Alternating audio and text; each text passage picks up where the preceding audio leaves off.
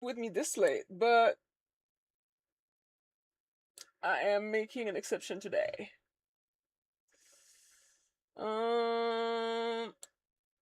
Yeah. Why the fuck not? I don't know why. I just want to. I mean, I've been watching Love Island around 8, 9 p.m. at night. But I have decided that it's a pure waste of my fucking time. This season is absolutely dreadful, and so I shall no longer waste my time trying to root for people who I feel are not worth rooting for.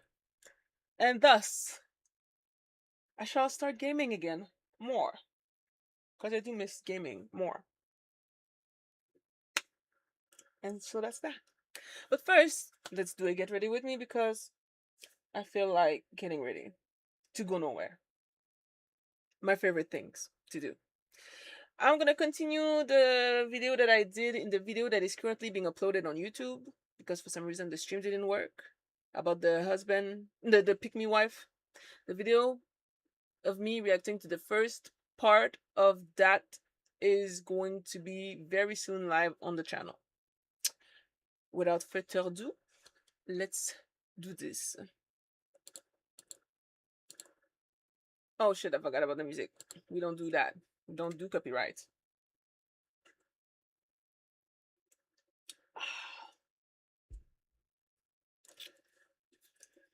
Mm, mm, mm.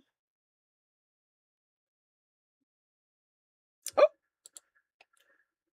agua, agua.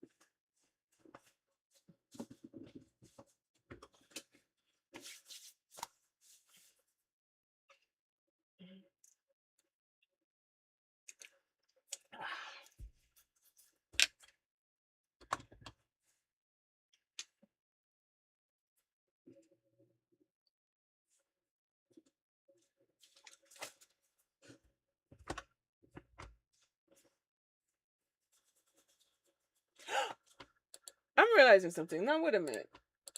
Oh, that's what I thought. Thanks God for subtitles. It's entirely my fault. Thanks God I realize soon.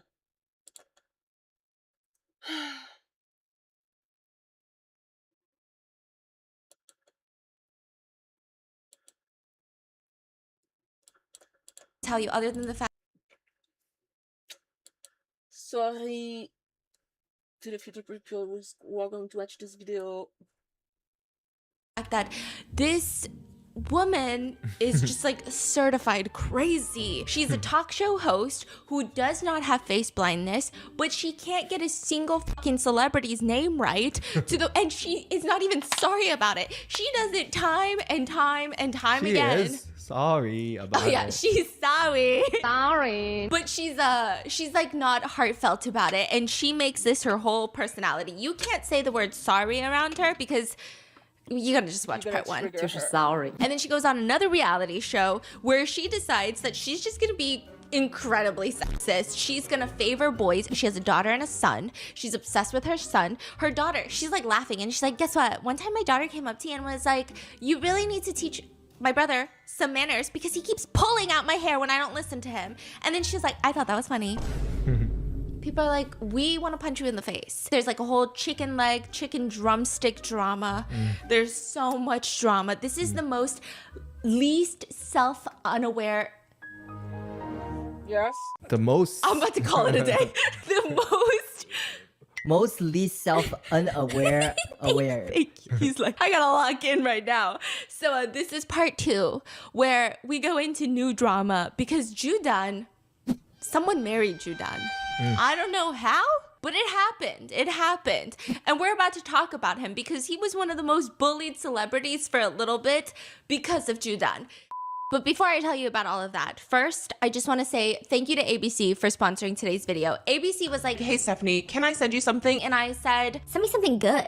Like, you gotta make sure it's good. They have this new drama called RJ Decker. They sent me the trailer. This is my first time watching it, but I think based off of what I read about it, it's RJ Decker follows this former newspaper photographer. So he's out here taking pictures. Wait, that's the guy from But then he's Underworld. starting over as a private investigator in South Florida. So the cases, I imagine, are just gonna be very unusual to outright bizarre. I mean, it is Florida after all. I do feel like there's something in the water. I love my Floridians, by the way. You guys are just like one state away. I grew up the summers in Florida, and you guys are crazy. But it just gives this show, I think, a fresh procedural feel. That's what I got from the synopsis of it, but we're gonna watch the trailer. This feels like confidential information or something. Ma'am, hi, my name's RJ Decker. I'm a private investigator. I'd like to ask you a few questions. Oh, we are so gonna get copyrighted for that. No. I'm gonna cut this entire segment. I just want to say it in advance. It's about what happened yesterday.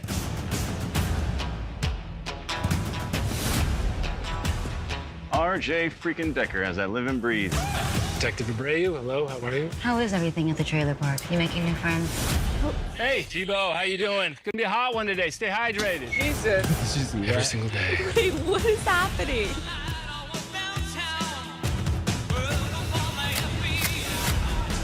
You here to offer me another job?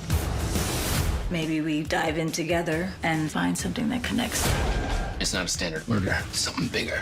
That's Chinese food. I think it was a murder for hire. But why?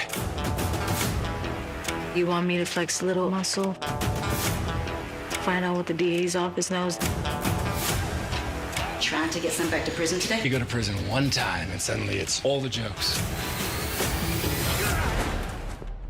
Roll over, show me your wrist. I gotta cuff you. Are you serious? Looks like Benedict from fucking Bridgerton. New career you've picked. You stick with it. Am I You're gonna see tripping? the ugly stuff. Is that Benedict from Bridgerton? You can't hide. I'll stick with it. Maybe some of the ugly I'm stuff doesn't confused. happen. Wait a minute. Or am I blind?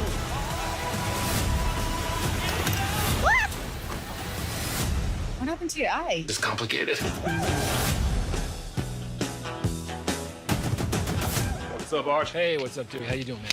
Looking good. You and this place, you were made for each other. What do you mean, the bar? No, Florida.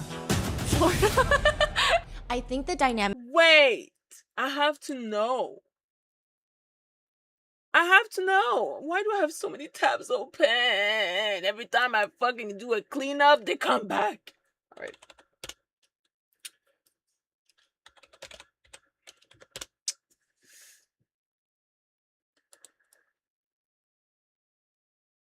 Okay, no, okay. I was originally right. He's the guy from Underworld. All right.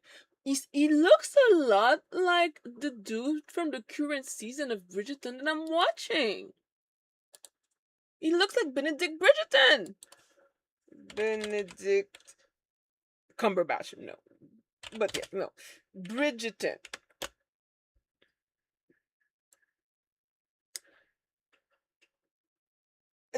He really does actually look like him.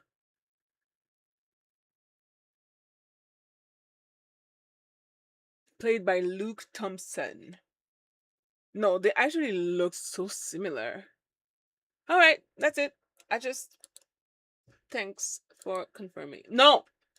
Leave me alone. Leave my feet alone. I swear to fucking God. Leave my feet alone. Oh, I'm putting you in the living room. I am tired of you putting your claws in my feet. Living room it is. Ugh. Say hi. Say hi to the people and then say bye-bye. Bye-bye. I'm a felon. My name is Tito and I pay no fucking rent. I swear.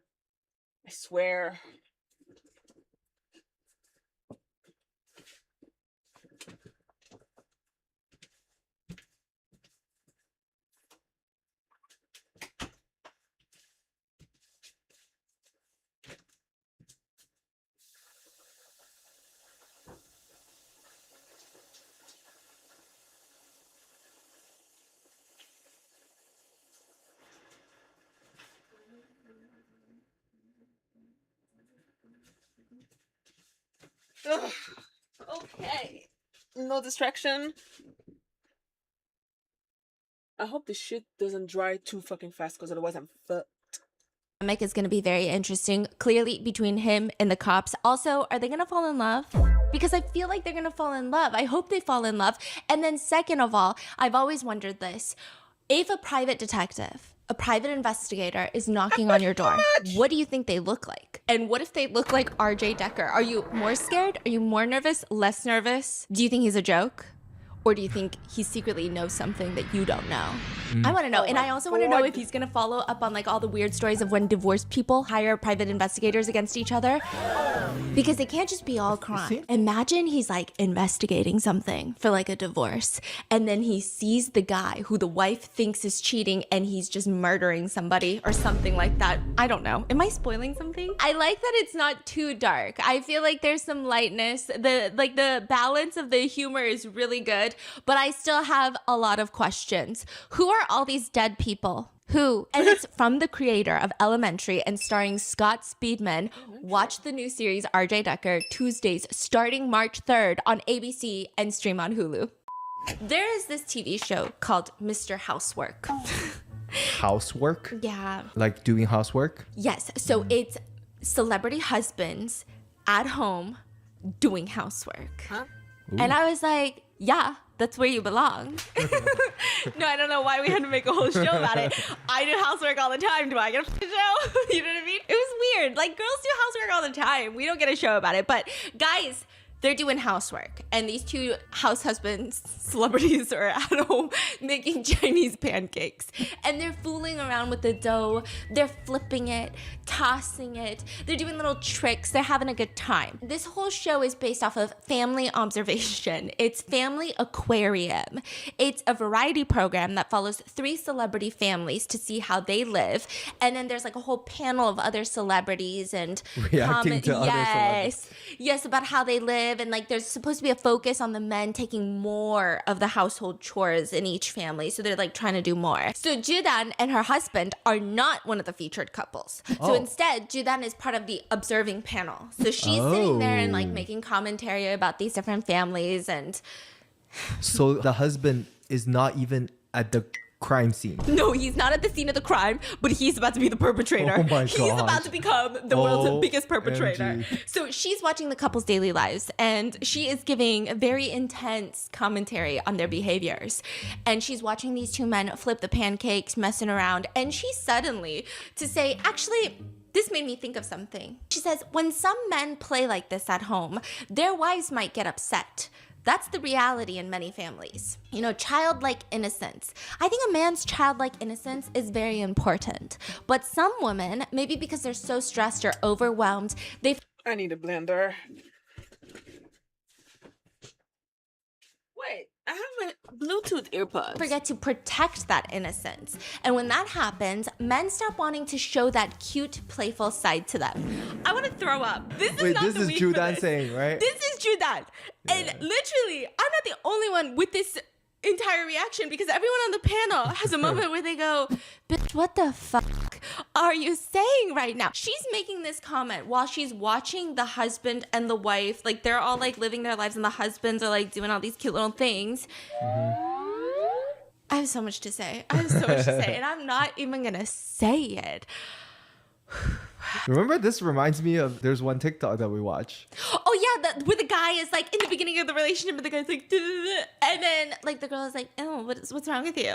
Okay, see, my problem is not that. I think goofiness in a relationship should be preserved. However, some fucking idiots do it at the wrong time. Don't be doing it when your partners are overwhelmed, they're stressed out about life, they've got a lot on their plate, there's a lot going on, and then some dude's gonna come in and try to flip a Chinese pancake. That would drive anybody insane. Who's doing that? And so everybody's looking at Judan like, what are you talking about? So they were playing around, which is very innocent. But Judan brought it to the level of, some men just need to be protected with their innocence and playfulness, right? Yes. So she elevated to that level. Yes. Which I actually think it's like the opposite. Because like I see a lot of people be like, oh, when a girl is acting very immature around their boyfriend, usually it means like they feel very comfortable. Yes. Because I feel like guys always are goofy. And also what's crazy is the wife didn't even say anything. The wife is also on the side like, ha. So then she pauses it and she turns to the wife because now she's like on the observer panel and like I guess they're having conversation and she's like, at that moment, did you feel even a little bit like they were playing and he wasn't being serious?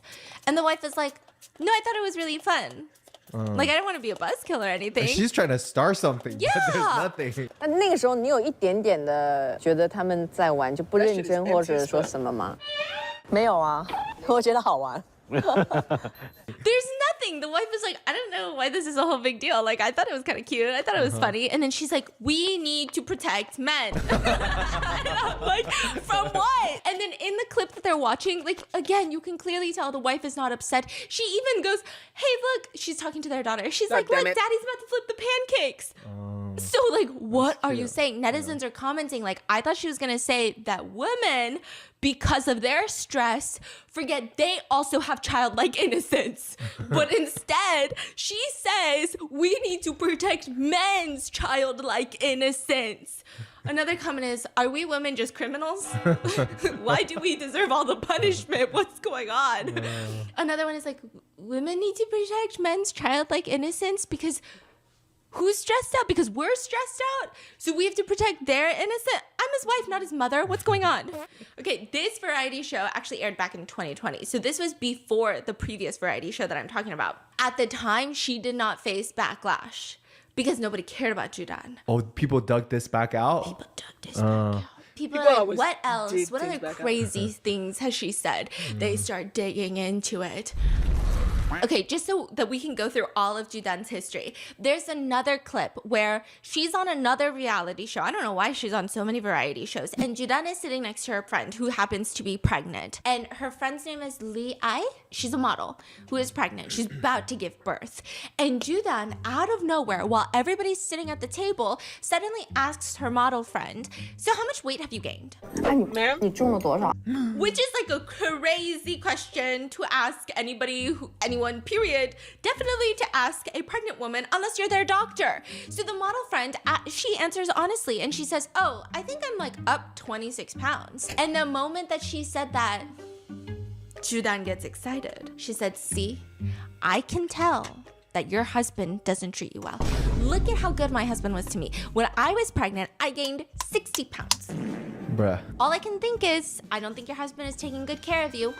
What? This is like the most petty, jealous thing I've ever heard anybody say. It's very clear that Judan is envious that her friend hadn't gained much weight, and she's trying to make it seem like a negative thing. And Judan doesn't even stop there. She proceeds to brag about how well her husband treated her when she was pregnant and why she was gaining so much weight. She says, when I was at your stage of the pregnancy, my legs were like this big. When you press down on it, there's like a huge dip because I was gaining so much weight. 怕你老公就对你不好。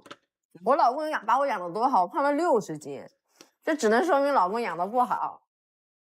The model friend is getting very uncomfortable, especially you have to factor in like anyone in the entertainment industry. I would say a lot of them probably have some sort of complicated relationship with weight. or just anyone in general, but especially in the entertainment industry, and this is like a model, I would just like, that's crazy. That's a crazy way to come into this conversation. But she keeps going. She's like, oh yeah, like look at you. You're barely eating and your husband's doing nothing. And she's just like nodding and ignoring Judan because what is she supposed to say? And when netizens hear this, they're not calm. They start freaking out online. Why does it have to be the husband? Why is the husband feeding you? Are you a fucking pig at this point? Are you cattle? Are you like a dairy cow? Why does your husband have to feed you when you're pregnant? And then people are saying this is not even a matter of emotional intelligence anymore. Another person is like, I can immediately tell that your husband isn't treating you well. I feel like this is something to say to a pregnant woman who already has very increased hormones to stir up marital problems. Like, what's wrong with this lady? Others are saying 26 pounds is healthy, 60 pounds is healthy. Just because you gain more weight doesn't mean you're healthier in your pregnancy. Like, people were just saying none of this is making any sense. And the worst part is the model friend's husband is sitting right next to her.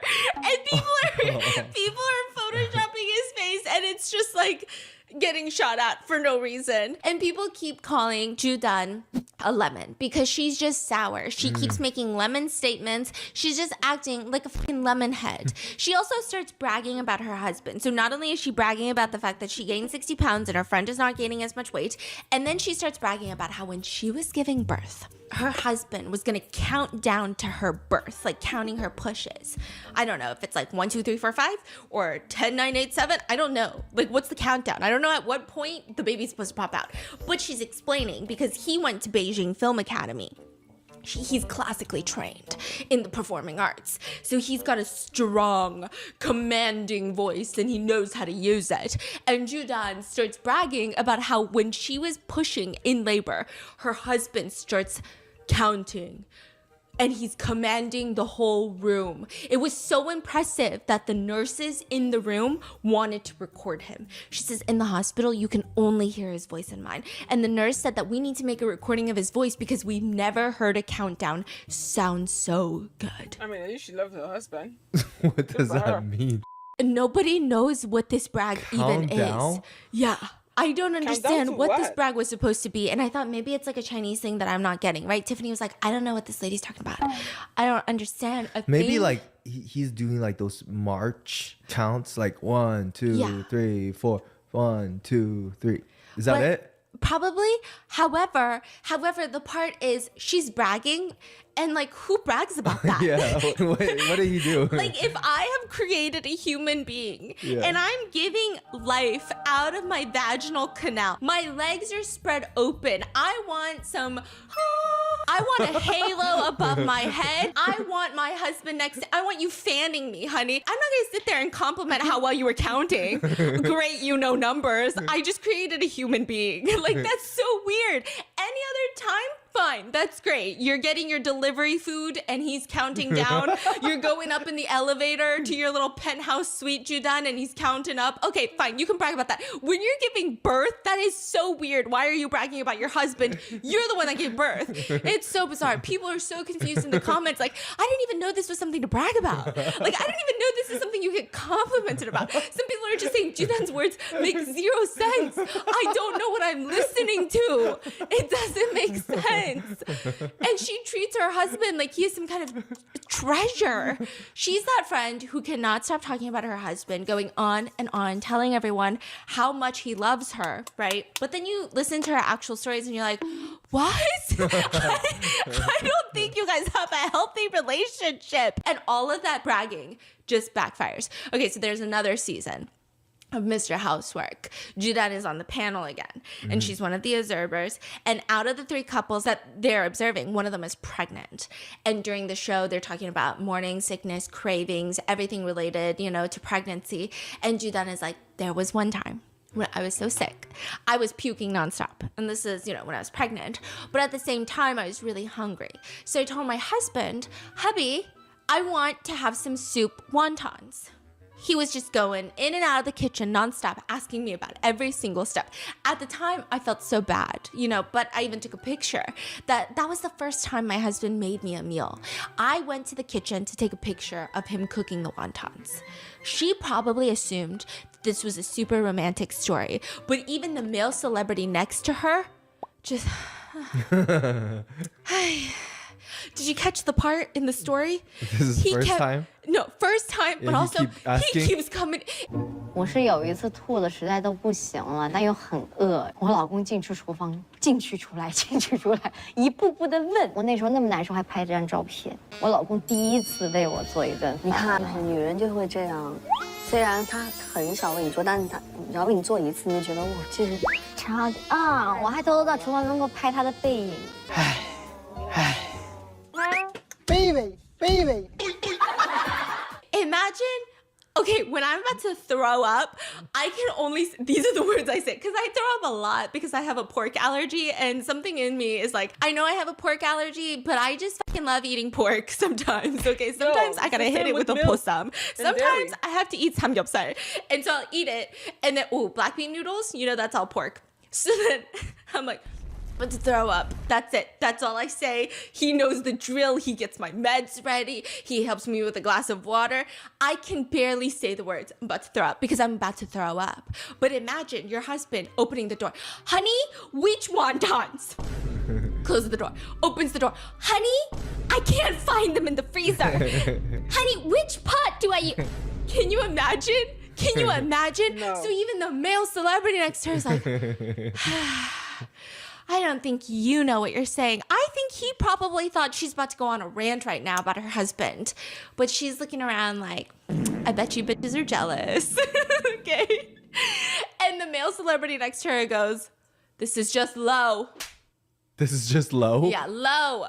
Okay, his comment is 100% spot on, because you're married. You have a kid on the way. This is the bare minimum. How is this the first time you've cooked your wife something and you keep coming in to ask her how to cook wontons? Not even beef Wellington, it's wontons. You just boil them until they float. Which he taught me that. I was like, how do you know when they're done? He doesn't stop. He tells her, I don't think you've seen a lot in this world. And so Judan tries to bring it back to how great her husband is. And she says, but so many women, you know, husbands don't take care of them during pregnancy. You can't even be sure if these men are capable of caring for their families at all. And everyone's like, what? What are you saying right now? At one point, the male celebrity just leans back on the couch and he looks exhausted. And then, this is the worst part. People are already mad about this, but Judan starts sharing how her and her husband resolve fights in the relationship. So all the other celebrities are sharing very normal stuff like, oh, when we fight, we make sure it doesn't go overnight. Like, we never go to sleep angry. Judan steps in and she's like, let me tell you something. Let me share with you Mr. Zhao's, you know, standards in fighting. So she's basically trying to brag about how good her husband is at dealing with their fights, or how he consoles her. Like, that's what people are expecting. This woman says, you know, we've fought before, but we've only like really fought twice. But he uses very good sentences to deal with me. And in this lifetime, I never dare to fight him again. Okay, so everyone's like, wait, That doesn't sound very good. I just feel like that's not like the way to live a relationship. What do you mean you don't dare to fight him again? Like, what did he say to you? That sounds like a threat. And she's like, whenever I get mad, I don't like to talk because I think fighting is uncultured. So I just choose not to talk. AKA, she just gives the silent treatment, which is worse. It's exponentially worse, okay? So Mr. Zhao just leaves me alone for 2 hours. And then after 2 hours, he will come and talk to me like nothing happened, hug me, and so on and so forth. You know, but because I'm still mad, the silent treatment will still go on. So she's like, I'm still not talking. Then Mr. Zhao said to me, I'm offering you a ladder to step down right now. If you don't take the step down, the ladder will be gone later. Immediately. Damn. It was like a shiver went down my spine. A shiver went down. And she said it, you know, and she's like, this is profound. Like, that's the way she's saying it. Okay, just to give you context, in Mandarin, saying things like giving you stairs to come down or like giving you a ladder to climb down is saying like, I'm gonna save your face right now. I'm giving you an opportunity to back down from your anger gracefully. Yeah. But like, nobody says it. Nobody says it to the person that they're saying it to. So it's like, you know, like, okay, sometimes imagine, I'm like spiraling and then I decide I'm a little annoyed. And then maybe I should not have taken it out on my husband, but I do. And my husband is so kind, so he he apologizes and then he makes a little joke. That's like a ladder. Like, okay, like I probably shouldn't. That was dumb. You know, like you have a dumb fight and then you're like, okay, that wasn't that serious. And then you like make a joke and then the other person's supposed to come down because it's like, we both know that was stupid. But then it would be weird to suddenly turn around and be like, Hey, so about that was stupid. so it's like you're giving them an opportunity to make it not awkward so that we can proceed with life. But you never go to someone's face and say, hey, so I'm going to give you a ladder and you're going to step down. If not, I'm going to rip the ladder from its fucking bolts and you'll never get another ladder again. Like, that's crazy. Yeah, it is very like threatening. Yeah. If someone say that to me, he's not stepping down. Like it only will make me more like, what are you talking about? He's like, oh yeah, I'm gonna hang from the tree on my arms. Like that, it's like crazy. If someone says that to you, it's scary. And so the other two celebrities are lost for words. They're like, I think this is abusive. Like, I don't know for sure, but it doesn't feel right. Yeah, that sounds bad. Yeah. So no one knows. Is that what the husband got canceled for? Yes. Yeah, that sounds really bad. I mean, she is giving the silent treatment, which is bad, but her husband is basically threatening her. Like, this is bad. Yeah. And so everyone's looking at her like, this actually worked? Because like you said, no one would actually use this. Like, they'd be like, oh, really? Even the other, like, women on the panel were saying, I would actually be more triggered. Yeah, exactly. Like, that's some shit where... That's fighting words. Yeah, like, we're about to, oh, yeah. Like, that's the response that normal people would have. And she's like, of course it did. She's basically saying, like, it was so profound to me because if he didn't give me the opportunity, how would I have stepped down safely? Like, basically, like, he did this for me. Wait, is she dead ass? Yeah, and another woman on the panel is like, I would look at my husband and go, oh yeah, a ladder? So what? Another guy on the panel is like, I tell him he can fucking wait forever at the bottom of the ladder because I'm not coming down anymore now. What are you gonna do about that? Like, these are normal reactions because it's like, who do you think you are giving me a ladder? I will come down from my anger when I feel like it. It just feels like she worships her husband and he's using it against her because all she does is pander to men. And so people online, they hate Judan, but they also think that her husband is abusive. And they cancel him. They rip him to shreds. And because he's like a more quiet person, he doesn't really show a lot of his personal life and he doesn't do a lot of variety shows. People start coming up with a whole backstory for him. They're like, he is so pretentious because he went to the Beijing Film Academy and he doesn't love his wife, Judan. Judan keeps acting like she's being loved. He thinks he's better than everyone. He's got a huge ego. Another person is like, he is an arrogant, self-important man. Even if they're talented, when character doesn't match their status, it's only a matter of time before they crash and burn. But even after this, it's like those TikToks where a family will film themselves and the husband is doing some atrocious shit. And then the wife will be on TikTok the next time and being like, no, he loves me. Yeah. She then comes on Weibo and she's like, no, my husband loves me. You guys don't get it. Okay, only him and I know what goes on in our relationship, okay?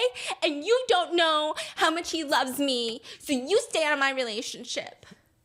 And it's like, we wanted to stay out of your relationship. You know, some people were even commenting, Judan, here's the thing. A relationship is like drinking water. Only you should know if it's hot or cold. Don't tell us. We don't need to know.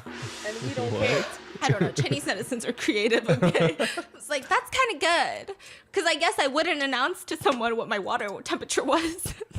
But Judan supports her husband, and on Weibo, she says, whether Mr. Zhao's words make sense or not to you, if in daily life we could all give each other a little more room to step down, if we could just take the step down whenever it's there, wouldn't there be so much less arguing, so much less anger?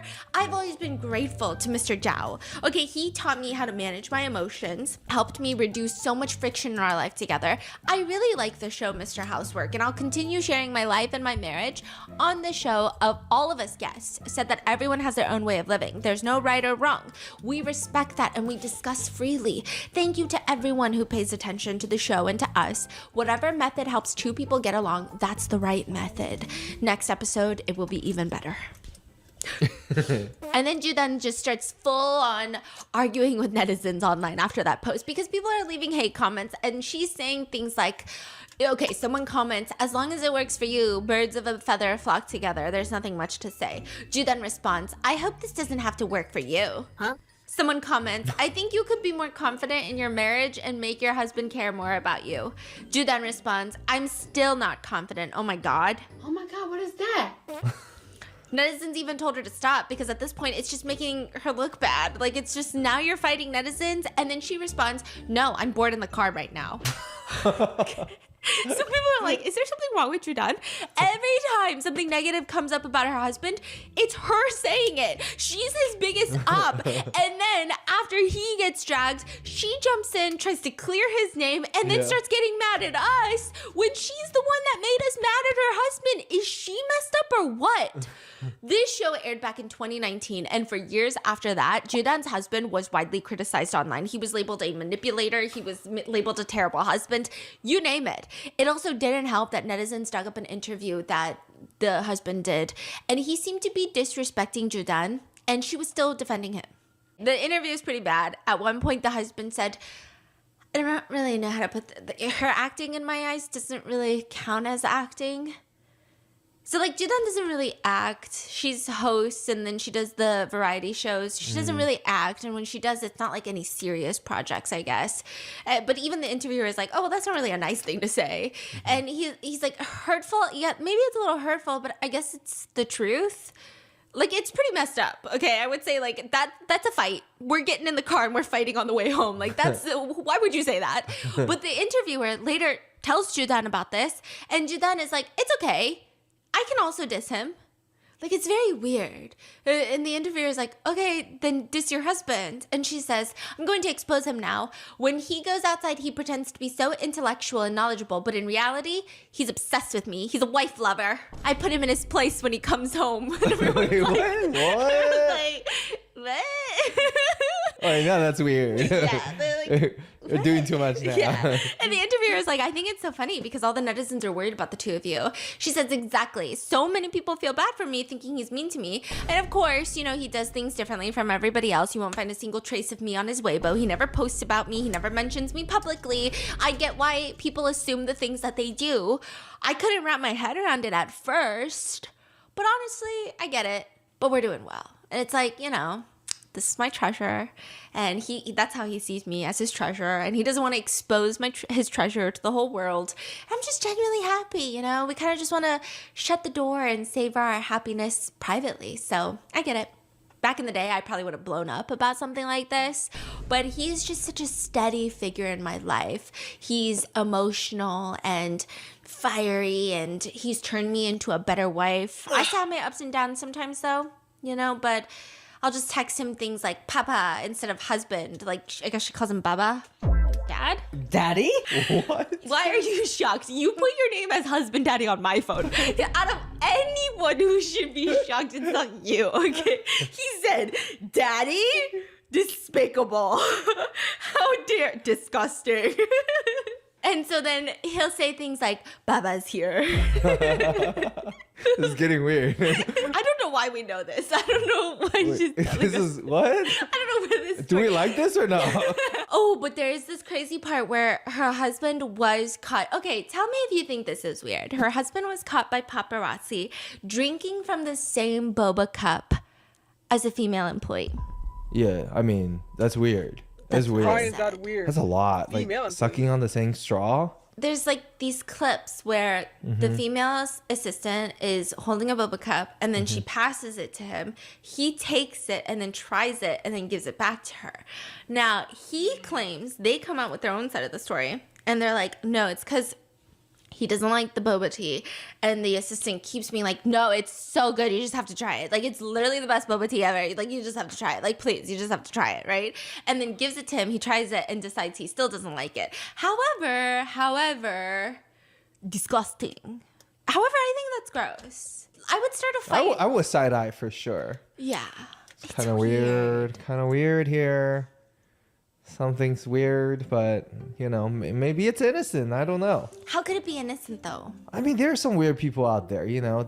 Okay, what's worse? What's worse, right? What if it's like you're with a female assistant? Dude, this is a trick question.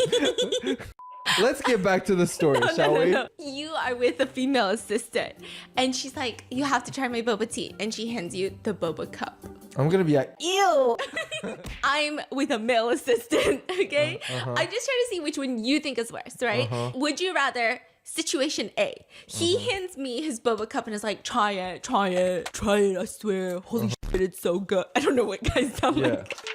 And then I try it, and then I give it back. Is that worse? Or I'm it's like, worse. You give it to him. Yes, it's worse. No. Oh God, I would never. You know I would never. Even with my family members, I'm like, oh, you want to try my drink? Hold on. I run to the kitchen. I get 3 cups. I come back. I don't like sharing drinks. Or I'm like, oh my gosh, my lips are so chapped. And he gives me his chapstick and I use it. Oh. Which one is worse? Which one is worse? Which one would you be more upset about? He looks. Why? This is. Okay, I feel like chapstick is more of a necessity for you, but for some reason it just feels more intimate. I don't know why. It feels more intimate to. Yeah. Okay, I guess it also depends on chapstick. Some chapstick you can just squeeze it and then apply. Are you talking about like the my lips? nipple cream that I use on my lips? That's less weird. No, but imagine it's nipple like cream? A stick, right? stick. Did you say a nipple cream? I feel like I might be bothered by that more. Really? Maybe. I don't know. I don't want to think about it. Let's continue. A relationship is like drinking water. Only you should know if it's hot or cold. Don't tell us. We don't need to know. Yeah, I'd be really pissed off about the chapstick if you got chapstick from someone. However, the drink thing, I have a friend who's single and she's been out there dating. And she says, you know, guys are all the same. You know, I said, how so? And she says, let me tell you about all these guys. And she's like, you know, sometimes they're different. Some of them will take you out to eat this cuisine. Some of them are more talkative, some of them are less talkative. But there's one thing that all guys do. After the dinner, they want to go to a bar. You go to the bar. She's like, I don't really drink, but whatever. I order a drink. He orders a drink. And every single guy, they're like, try my drink. just try it. They just want to see your lips on their drink or something. And then she's like, I don't know why. Every single guy is like, no, you have to try it. It's so good. You gotta try my drink. Every guy thinks they're slick. Yeah, and they're all the same. They're all doing the same exact thing. So they were like, I'm so good. I know something that she doesn't know. And she's like, again? This is my 10th time trying this lychee martini. Okay. Anyway, netizens are commenting like, does the female assistant not understand that he has a family? Like, what does the man not understand that he has a wife and kids? What kind of behavior is this from both of them? Everyone is like, to be honest, I don't even drink from the same cup in a relationship, especially boba. Yeah, boba It's like is the weird. boba goes back down, up and down, up and down. Have you ever had that one boba bar that's just up and down, up and down? It's like, No, I don't you know, even it's know a little what that weird. It's means. intimate. And then Judan comes onto Weibo to defend her husband. And she's like, again, my relationship is everybody's spectacle. My husband, and then this is where it gets weird. It's like she's her husband's biggest op. Because, I mean, she could just say like, hey, you guys have it wrong. Like, that's an assistant that we've worked with for so long. Like, she's married, blah, blah, blah. Oh, I want to talk about I'm not going to talk about it. The what? I've been trying as many pride makeup as I can while I do these get ready with me videos. There's a lot of inspiration out there. I just don't think that a lot of them would look good on me. Like some of them, I'm like,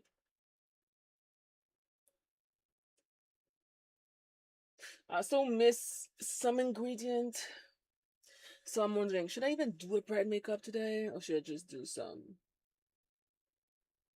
regular ass makeup? I kind of want to do a pride makeup though.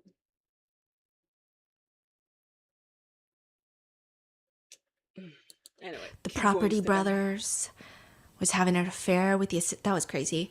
Anyway, I don't know why I just thought of that, but she's like, you know, she could have just been like, you know, we've worked with this assistant for so long, like we're all very comfortable. She just wanted him to try the boba drink. I don't know. She could have said 110 different things, but instead she comes out with this one. She said, I know my husband doesn't like to post me on Weibo, and I knew that from the very beginning of our relationship. I don't know why. And it's just like how he does things, how he handles things, and I accept that, and I respect that. So why do you have the right to gossip? She's like a little sister to us, okay? And I've always been very grateful for the way that she takes care of my husband. My husband has his own principles when it comes to food. In daily life, we always have fun trying to break his little rules. And it was only because the assistant kept insisting that the milk tea was good that he tried it, and the whole spit pearls incident happened. Yeah, everybody dubbed it spit boba. Because they're like, why would you want spit boba unless you're having an affair with that person? Spit boba? Yeah, because it's like all that spit, and then there's boba. Oh, spit boba is crazy. They were like, you're not sharing spit boba. Oh my god, so much worse now. Yeah, unless you're doing things, okay? And then she's like, if even something this simple is blown out of proportion and labeled as cheating, then please go take care of your own husbands and don't even let them walk near another woman. My husband has many strengths, and he also has many flaws. That's not for you to judge. So but calling him basically, what I understand so far from this woman is that every single time she opens her mouth, she makes things worse for her husband. I feel like she hasn't so far said a single thing that make us believe that she is in a normal, healthy relationship. In this day and age, ma'am, what is he doing?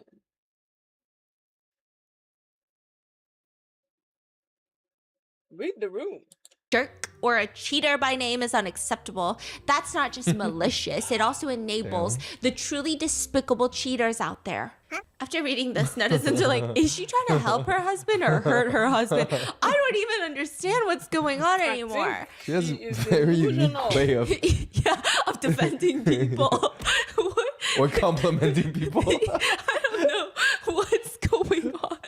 Wow. It's like if you're defending me and you're like, my wife is so mentally ill, okay? Exactly. She can't even get her own life together. And I love her, but you don't get to judge her. It's like, what? I'm right here. And then in 2023, I know what I'm gonna do. I mean, it's Pride Month. Why not do a lesbian lighting makeup?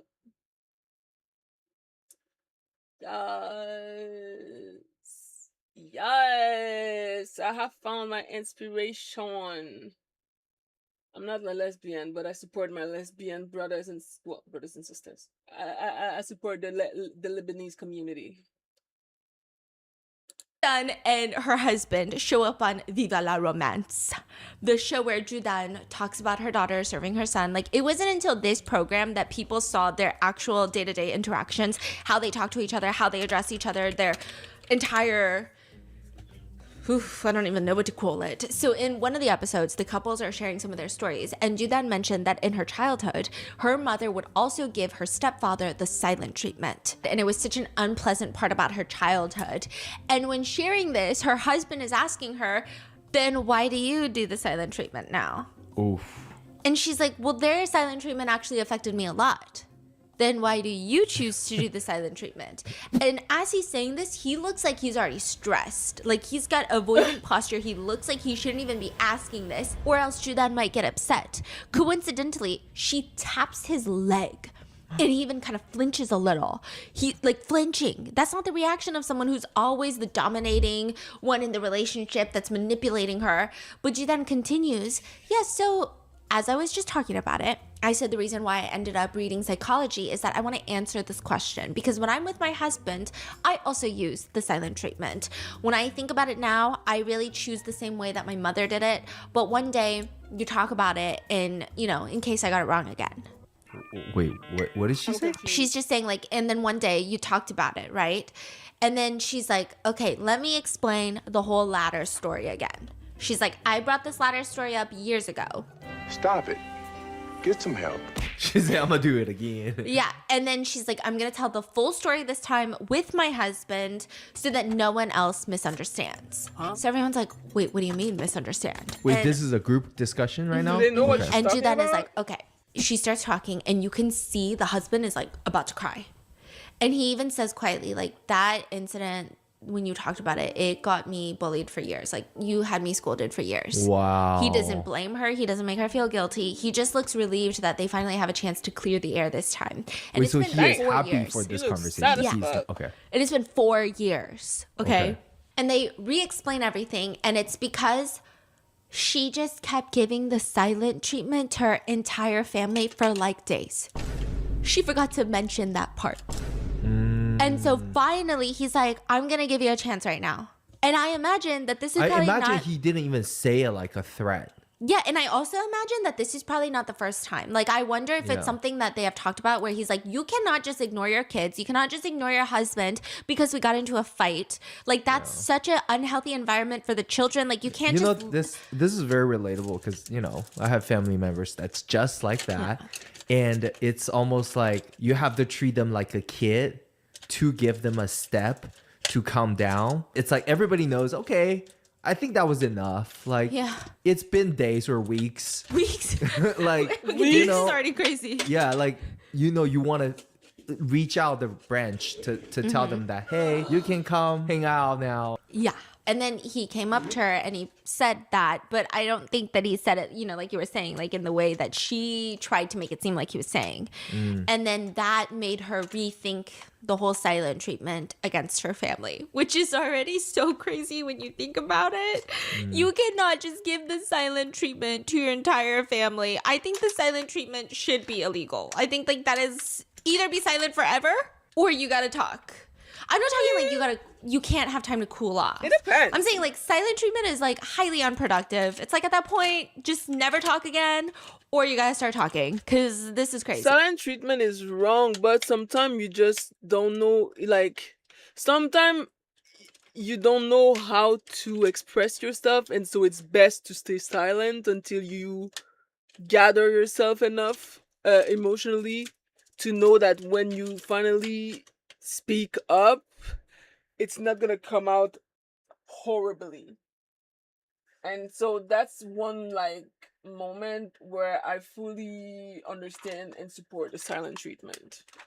Because sometimes people, not everybody can just, you know, oh, I didn't know that I had that.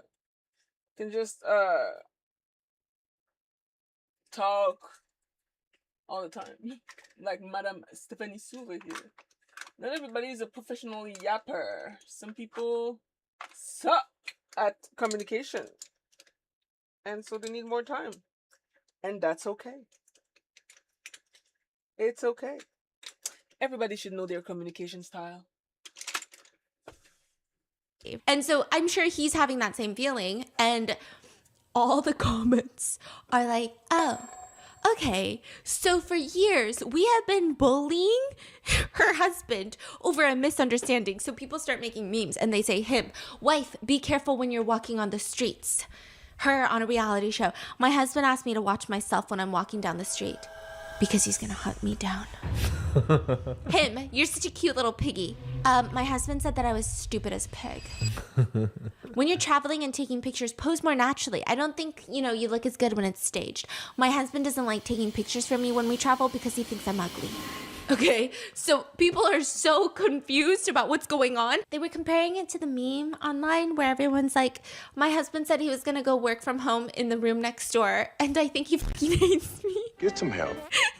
Which is like kind of relatable, but not really. This is crazy. And then later in the show, they were asking Judan's husband, what were like the 3 most notable moments in your life? And he said that it was in 1990 when his parents moved to Beijing, in 2004 when he got his first male lead role, and then in 2023 when he cleared his name on Viva La Romance. Damn. Like, he was getting cyberbullied that hard.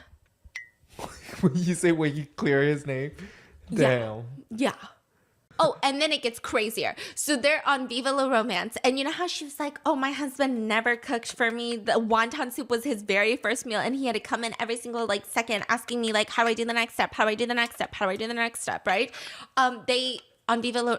She is my. On Viva La Romance, they're cooking. And like... Judan is technically cooking, but I've never seen this man so busy in his life, okay? So she's standing there like a drill sergeant. She's like, okay, can you bring the water? Put the water in the pot. And then she's like, okay, then put the noodles in the pot.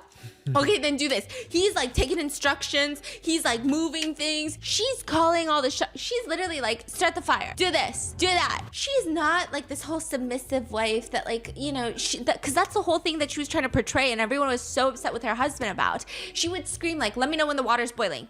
Like very commanding. Even when she starts like rinsing meat in water, he notices that she's not wearing an apron. So he quickly grabs an apron and puts it on her. So she's like, you know, trying to open a can, pulls off the entire tab without popping off the lid. Like, you know how the cans, they have the tab that you push up. And so Judan is like complaining and gives it to the husband. He's doing that. He's getting the oil bottle open. Like he's doing all of this that's happening. And initially, before they started cooking, Judan was like, honey, you sit back. I got everything under control. Okay? And she's calling to him, bigger fire, smaller fire, turn down the heat, water, boil, get the plates, do this, do that, do that. He's like fucking running around. He doesn't look like someone who's never cooked a day in his life. And the whole time he is nothing but patient with her. No comments, no complaints, no snarky comments, no annoyed eye rolls. Because it's not the fact that he also has to help cook. It's the fact that she's so demanding. It's like a backseat driver. Like at some point you want to be like, okay, you just do it then. Like that's crazy. You just do it then because I don't know what you want from me. I'm sorry. He's not even doing that. He's just like, okay, just doing everything. It's like the most insane scene. And like, by the way, her idea of cooking is like she's stirring the pot while it's sauteing. But anyone who's ever cooked knows that's like the easy part. The hard part is washing the ingredients, chopping the ingredients, measuring the oil, figuring out when to add the water, when to add the ingredients to the heat, cleaning up, making sure the knife is back in the right spot. Like, but after they're done cooking, Judan literally looks to no one in particular and she says, how am I so amazing? And she gives her husband no credit.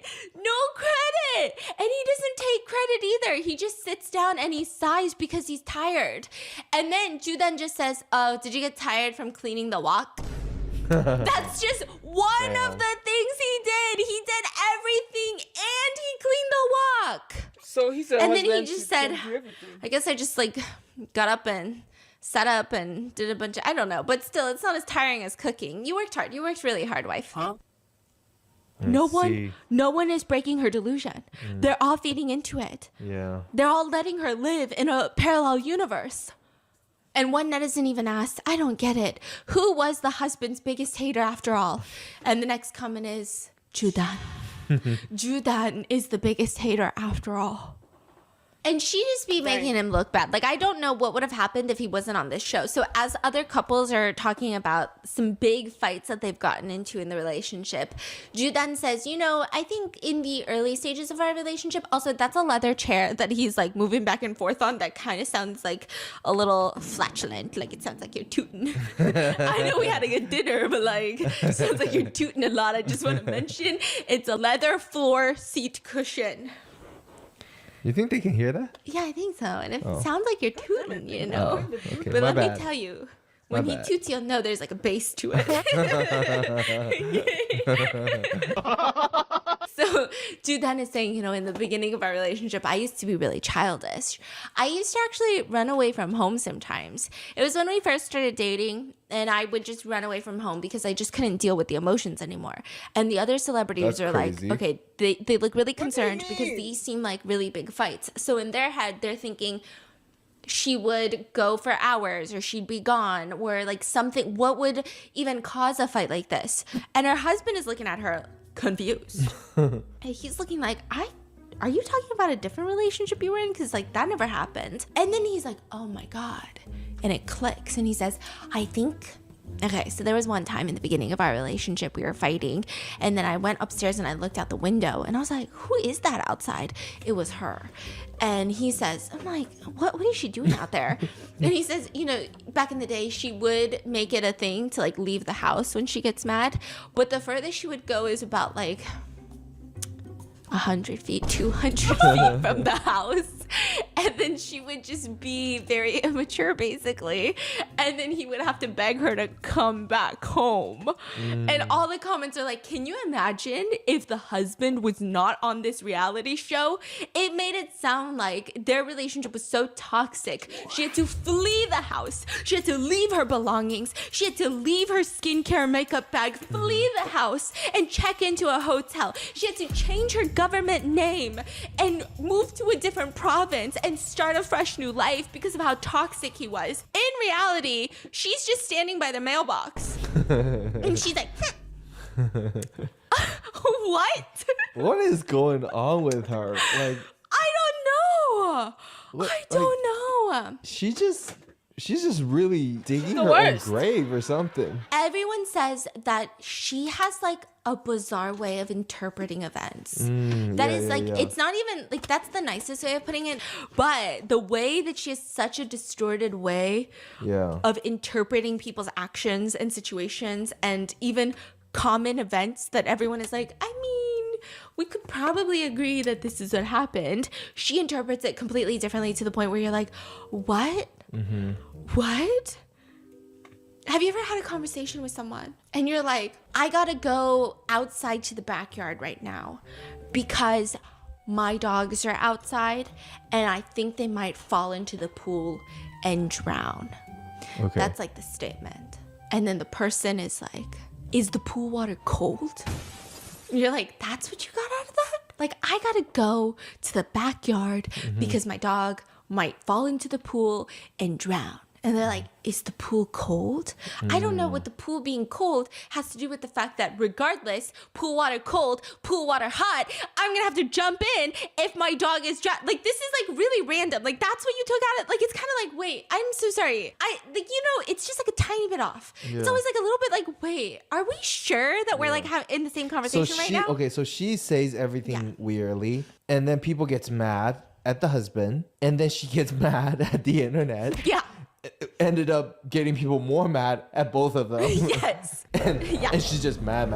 Yeah, she's just big mad. And then all the people are like, okay, let's hope that she never learns English. Excuse me? Just do it. Let's hope she never learns English and becomes some sort of like political interpreter translator. Because can you imagine her sitting next to a Chinese diplomat and an American diplomat, and then, you know, China is like, we're just checking to see if, you know, our border countries are doing okay. We just want to see. People are coming up with these scenarios? Yeah, people are like, you know, That's crazy. the politicians are like, we just want to see if our border countries are doing okay and if they're all having a good time. Dude, then our president says to check your borders because we're coming for your ass. People are like, if Judan becomes a translator between two countries, they would go to war immediately. Damn. Don't let her go to the fucking UN. Like, don't let her go anywhere. Take away her mic. Yeah, take away her mic. Someone take away my mic. Also, there's a point where she genuinely makes her husband sound gay. What? Oh, I mean, we love There's it. like Dice another male king. celebrity, Jang Song-wen. Uh-huh. Okay, so she says on another talk show, she's like, you know, the first person I was really jealous of when I first started dating my husband was Jang Song-wen, which is like a male celebrity. The husband is like, really? Why were you jealous of him? When we first started dating, didn't you like call him every single day?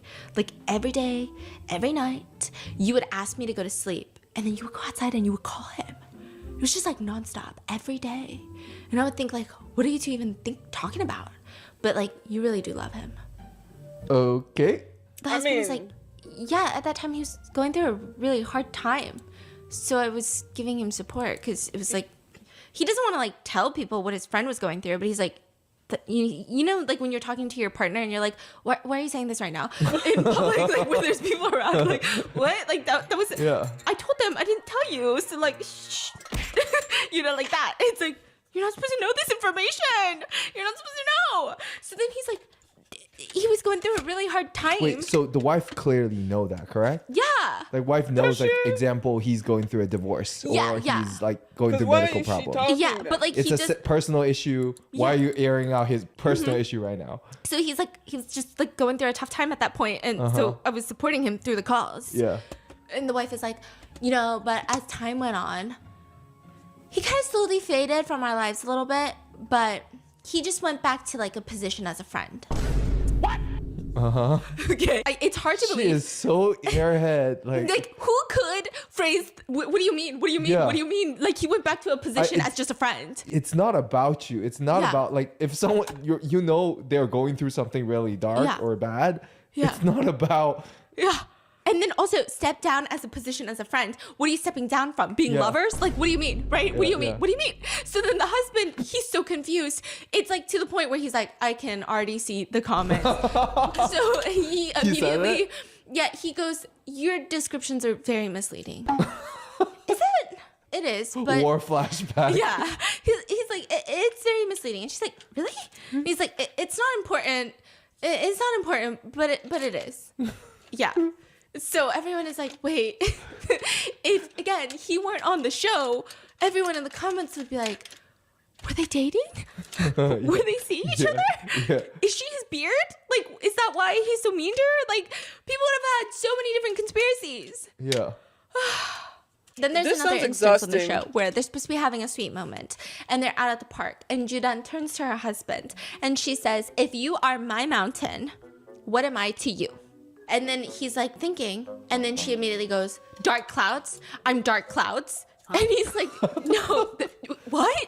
And he's looking at her like in disbelief of like, what are we doing right now? Like, why are you doing this right now? Why are you acting like this, okay? It's misleading. It's misleading. You're doing it again. I never said that. Why are you doing that? You're my op. Skipping the TikToks where the girlfriends are like, can I get the salad today instead of, or can I get the fries instead of the salad today? Not me getting it mixed up. She like randomly asks him, can I still hate you in the future? Can I still hate you? So at this point, she knows everyone says that she's her husband's biggest hater. Yeah. And then she's like, honey, can I still hate you in the future? And the husband is looking at her and he's like, you can just talk normally. Because he's like, you're talking weird, buddy. Like, you never talk to me like this. You can't even blame it on the editors because some people are like, well, maybe it's the editing that did her dirty. I just learned this, by the way, that reality shows will splice together words and make new sentences. So they said that you have to be careful when you don't see the person saying the words. Because that could be like, I hate tomatoes. And then they would splice it with, I hate my husband. You gotta be careful. So people were thinking, maybe the editors did her dirty because they wanted to jump on the train where everybody already hated her. So it's easy clicks, easy views. But then she started live streaming and she was just as crazy. So she would ask her husband to make her cup noodles. So she's like, can you go boil the water? Can you pour the boiling water into the cup and make the cup noodles? Can you cover the cup noodles? And so again, same thing is happening. He's doing all the cooking and then she's like, I made myself cup noodles. And then as he's pouring the hot water into the cup noodles, a tiny single droplet splashes onto her and she flinches back. And then she's like, they call me the lowly one. Who's the lowly one? Here, you're the one that's burning me with scalding hot water. Damn. Everyone's like, what the fork is happening right now? What the fork? And so now all the comments are saying, first of all, I would like to apologize to Judan's husband. Second of all, Judan should apologize to me. That's all the netizen comments. The entire netizen collective is apologizing to the husband and demanding that Judan apologize to the netizens because she's the gaslighter. And so that is where we currently are with Judan. I will say it's like very complicated. In the Western world, we probably hate Judan more, but in China, people have very mixed feelings about her. They think that she reminds them of grandparents. Like she's in such an old generational thinking of like boys are better than girls and putting boys first. And she always interprets things weirdly. And like she overthinks about everybody's actions when it's just like, not that deep, buddy. Nothing is ever that deep, buddy. But then also, she's not like the shittiest person in the world. There are really shitty people out there, but okay, for example, early on in Judan's career, her friend scammed her out of $2 million and put Judan $2 million in debt. And it was like all because she just wanted to help a friend. and she trusted her friend and thought that her friend would pay her back. Her friend ended up scamming her, and it was like a whole thing. But it seems like she has love in her heart. Yeah. She's just kind of crazy. Yeah. But I do feel bad for, obviously, her daughter, and just some of these values that she stand by is harmful. Like, yeah, and to put it online is harmful. Yeah, and it seems like husband seems nice, but she's still running the show, right? She's still... And he like helped her repay that debt and stuff. He seems nice, yeah, but she's I feel bad for her daughter. I feel bad for also like her daughter, everyone she traumatized that watches her reality shows, but more importantly also, obviously her family, but all the people that she traumatized on the reality shows. Yeah, I think that's rough because why is she doing that? Yeah, people can't even say anything on these shows because, you know. Yeah. What would happen if you put Judan and Mai in a room together? That would be the best show ever. I know. Someone's got to do this. Hunan TV, Mango TV, CCTV. Yeah. Some TV out there. Yeah. What are you guys doing? Put these two women on a show with Yangji. Throw him in there too. Whatever. F that guy, okay? Throw all three of them on a deserted island. Call it Survivor. I think it's a great idea. Let me know your thoughts in the comments, and I will see you in the next one. Terrible idea. Damn, bro.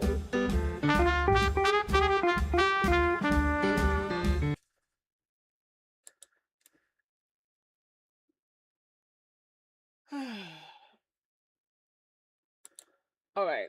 I was hoping I'd be done with my makeup by the end of this video, but sadly, it took me 10 years to find what I wanted to do, and then it took me 10 years to find one fucking color. Just for that color to basically disappear. Being perfectionist is hell. Anyway, anywho, I'm gonna do one last video to finish my makeup. I mean, they're all like around 1 hour, and I like that. Let's see. One streamer versus billionaire. Internet's most hated. Not another woman that people hate. There's so many women that people hate in this fucking country. Jesus. But the problem also is that because sometimes Stephanie does things in multiple parts, so I feel like if I have to watch something, I'm probably gonna have to watch them like... Because I'd be skipping videos sometime and coming back, but... And I still haven't seen the iShow Speed,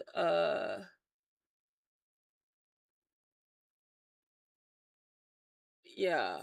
There's a few videos that I haven't seen also from the past. But alas.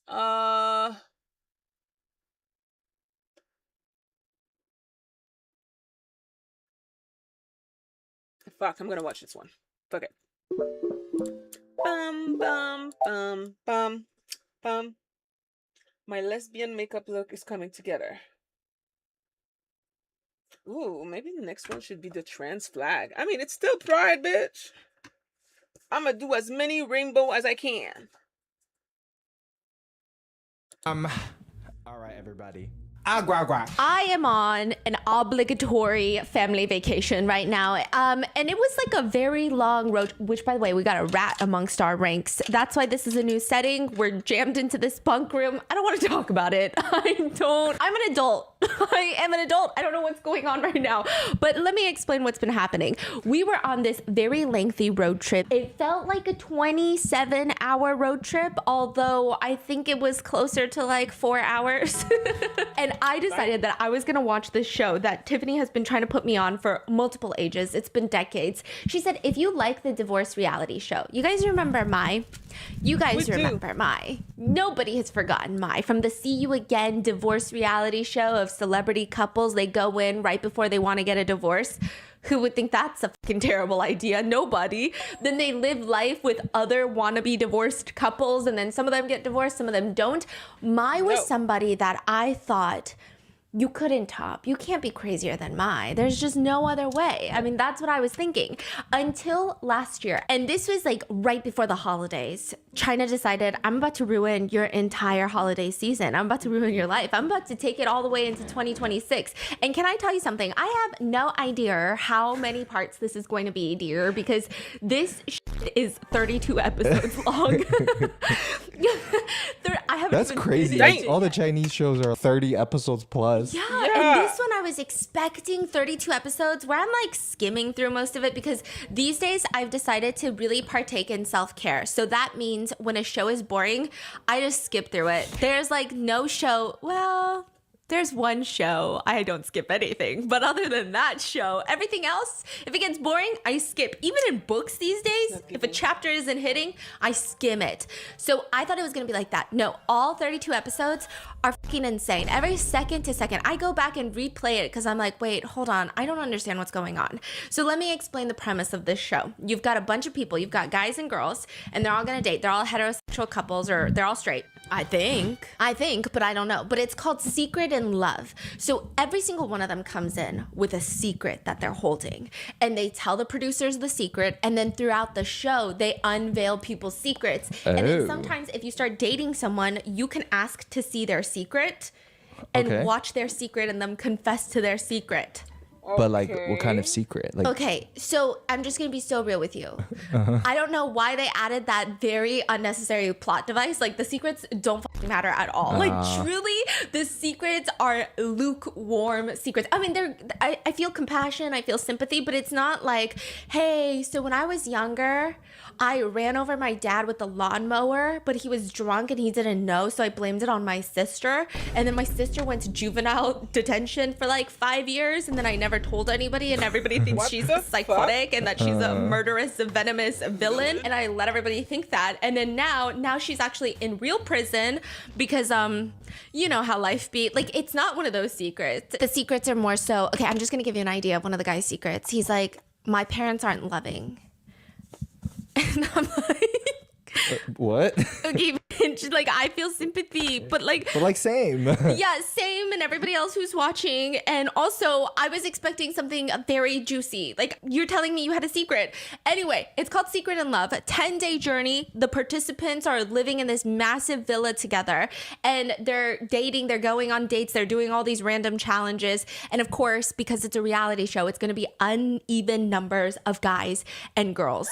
And it's sort of designed this way to make it super competitive. Now, once these episodes started airing, clips started flooding Chinese social media. Tiffany hasn't even really seen like the full series. I think I've seen more of the full series than she has, but she's like, I have seen enough to know who I don't with, okay? Oh, and another thing that I need to preface is in Chinese reality shows, when they air, it's almost like a live stream. Like, you know, when you watch a live stream on YouTube and Twitch, you can see people commenting in real time as a moment is taking place. You can see that in Chinese reality shows. So the top comments will actually come onto your TV screen as it's being premiered for the first time. And this is really important because every single thing, the netizens have some shit to say. They have some shit to say. Do you feel like that's better? Always have some shit to say. Like, the comments basically covers the show. Oh, I love it. Yeah. Because sometimes when I see something really crazy on a reality show, I you want to talk about it. Yeah, and I'm like looking up what people are saying, and I'm like, I'm so glad I'm not the only one, you know?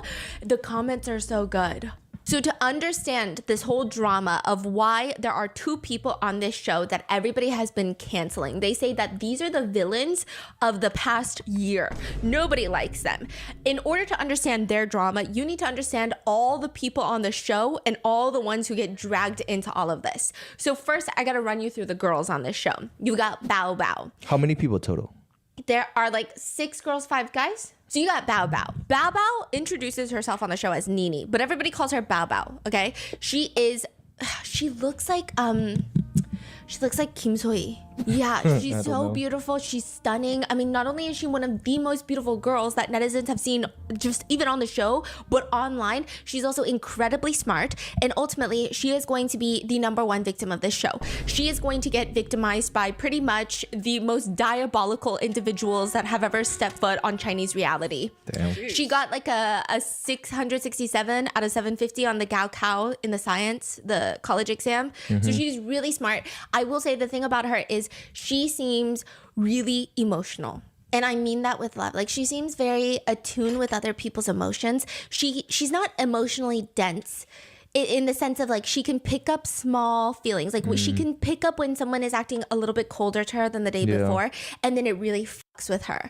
And she gets really emotional about it and she doesn't know what to do. And then she feels like if she talks to them about it, she's putting pressure on them. Like, she's very in tune with emotions, but also kind of sad girl. And I love her, okay?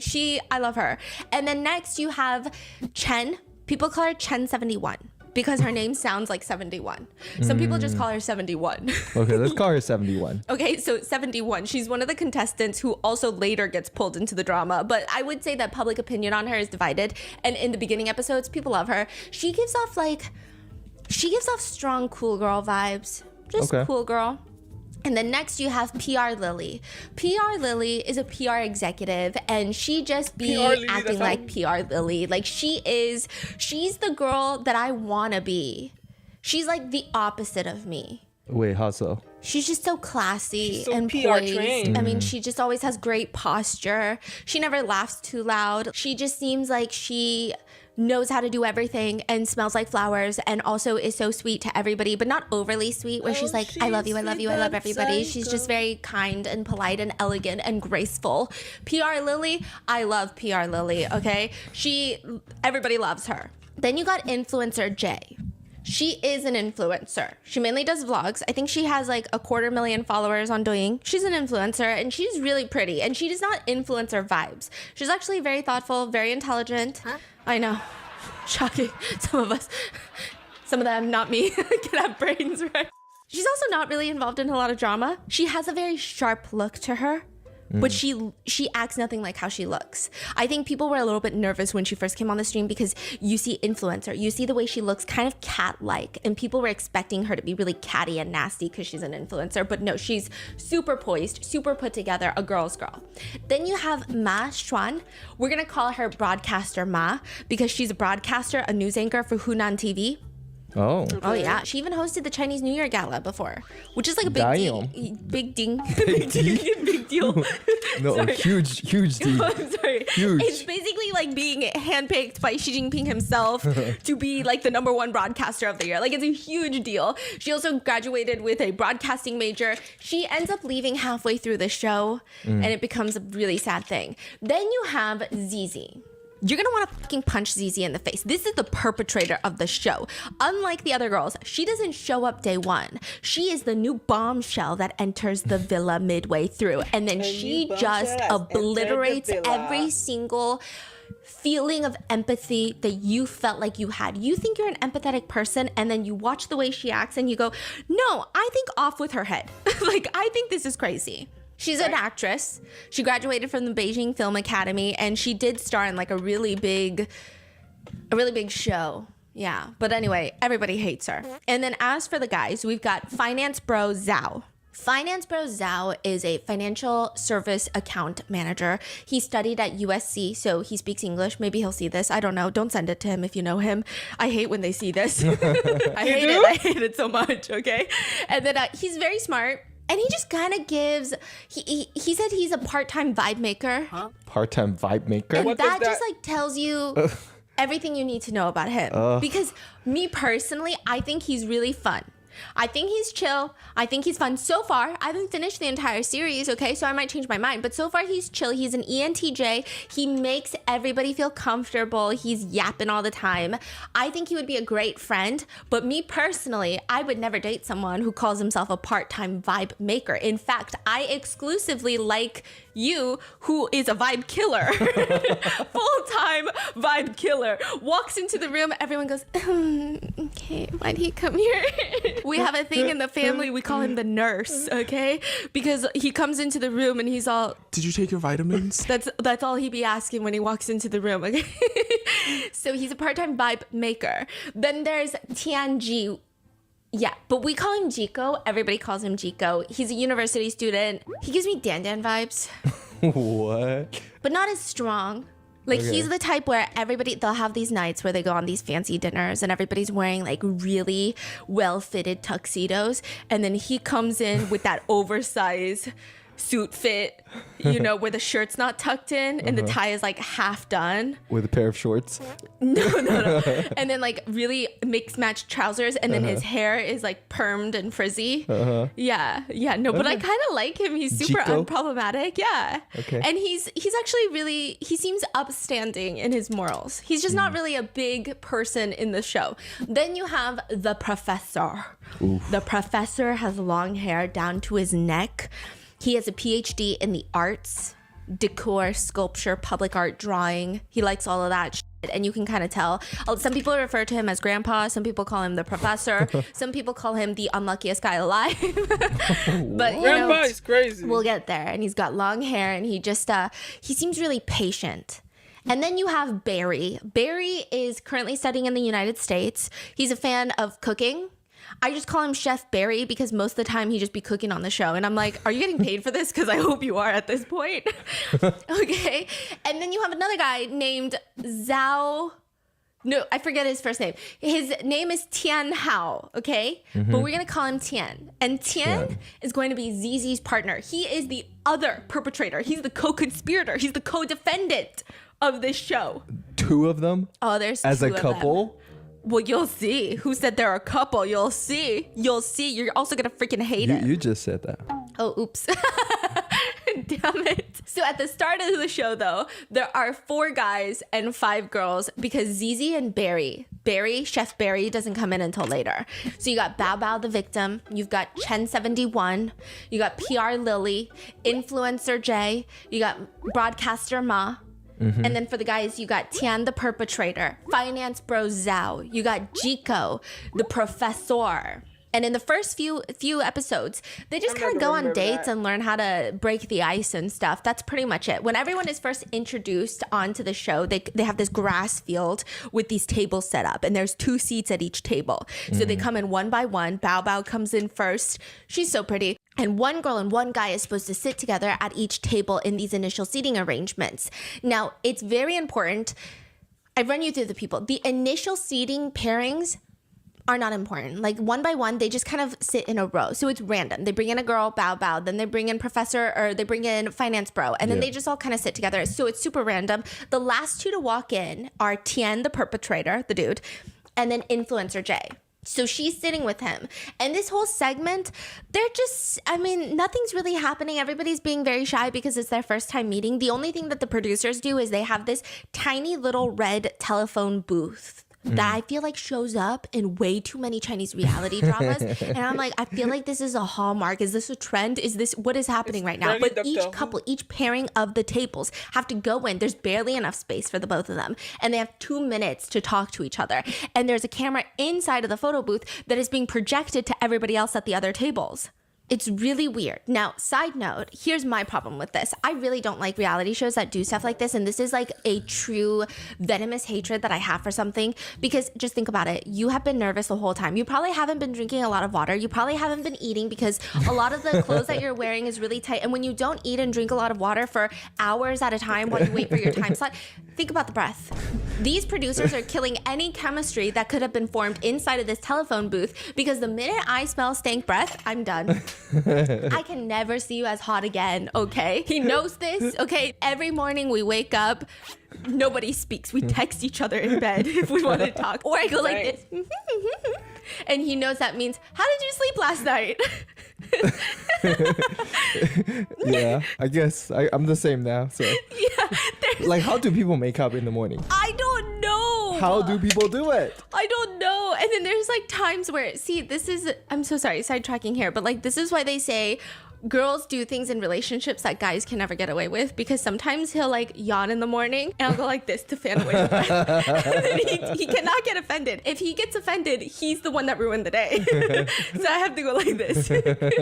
So that would have just ruined my life. But they go in there and nothing exceptional happens. But in the beginning, there was another guy. There was an even number of people. His name is Wei. He gets voted out within like the first few minutes of the show. So everyone had to sit down and rate each other from 1 through 100 based on first impressions. And the person with the lowest ratings for the guys and the girls, they were up for elimination. Everybody votes on them.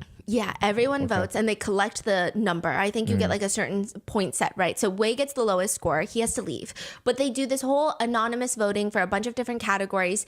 And this is just what I'm trying to explain to you, the vibes of people. Everybody voted that Finance Bro has the best, exciting first impression. He's just like the most outgoing, emotionally mature, very sunny, seems confident. And the girly pops seem to really like Finance Bro. And then for the girl with the highest impression score is Influencer J. People think that she gives off like the cool, collected, funny vibe, which I get. Like, I get it. When she walks in, she doesn't seem like she just seems cool, but not in the unapproachable cool. Just like really cool. She gives like the ugly energy out of everyone. And then the guy with the lowest score was Wei. So he eventually gets voted off. But even before, they have to compare with the lowest girl score, which is PR Lily. I will say maybe it was the attire that she wore. Every girl wore like really personality filled clothes or mini dresses, you know. Yeah. She was wearing like a longer dress, like a PR outfit. Yeah, like kind of going to work. And her hair was up in an updo, and she seemed stern. She seemed like if one of them fucked up, she wouldn't do anything bad. She would just pull them aside and say, that must be really disappointing, and you should probably go apologize to your parents right now for making a fool out of yourself. That was the vibe she was giving initially. So she actually went into the telephone booth with the professor, and they were sitting next together. And the producers are like, if anybody wants either Wei or PR Lily to stay, raise your hand. Professor's hand shoots up. And he is like, we were talking in the telephone booth, and I had this feeling of, this is how it's supposed to be. And everyone was like, oh, Dang. oh. Like really romantic? Yes, so romantic. So romantic. And he just looked distraught at the idea of her being kicked off the show. So she gets to stay, but Wei's got to go. And they're like, hey, but before we go, let's humiliate you some more. Honestly, these producers, karma. They need karma coming to them. So they say, we're going to play your secret to everyone that you just met 5 minutes ago. Play the secret. And they play a giant projected video of his secret that's pre-recorded. And he said that he was scammed in a business fraud where they scammed $6.6 million out of him. He was broke. He has no money. He cries all the time. He's not laughing because it's funny. He's laughing because it's shocking that they just like humiliate him like this out of nowhere. And then he's like, I cry every day. Sometimes I cry while I'm walking. Sometimes I cry while I'm eating for no reason. Tears will just start falling. Sometimes there are days that I will cry for 2 days nonstop and wonder. Let me stop you right there, sir. It's called depression. I don't know if it's different in China, but here we call that a depression. Yep.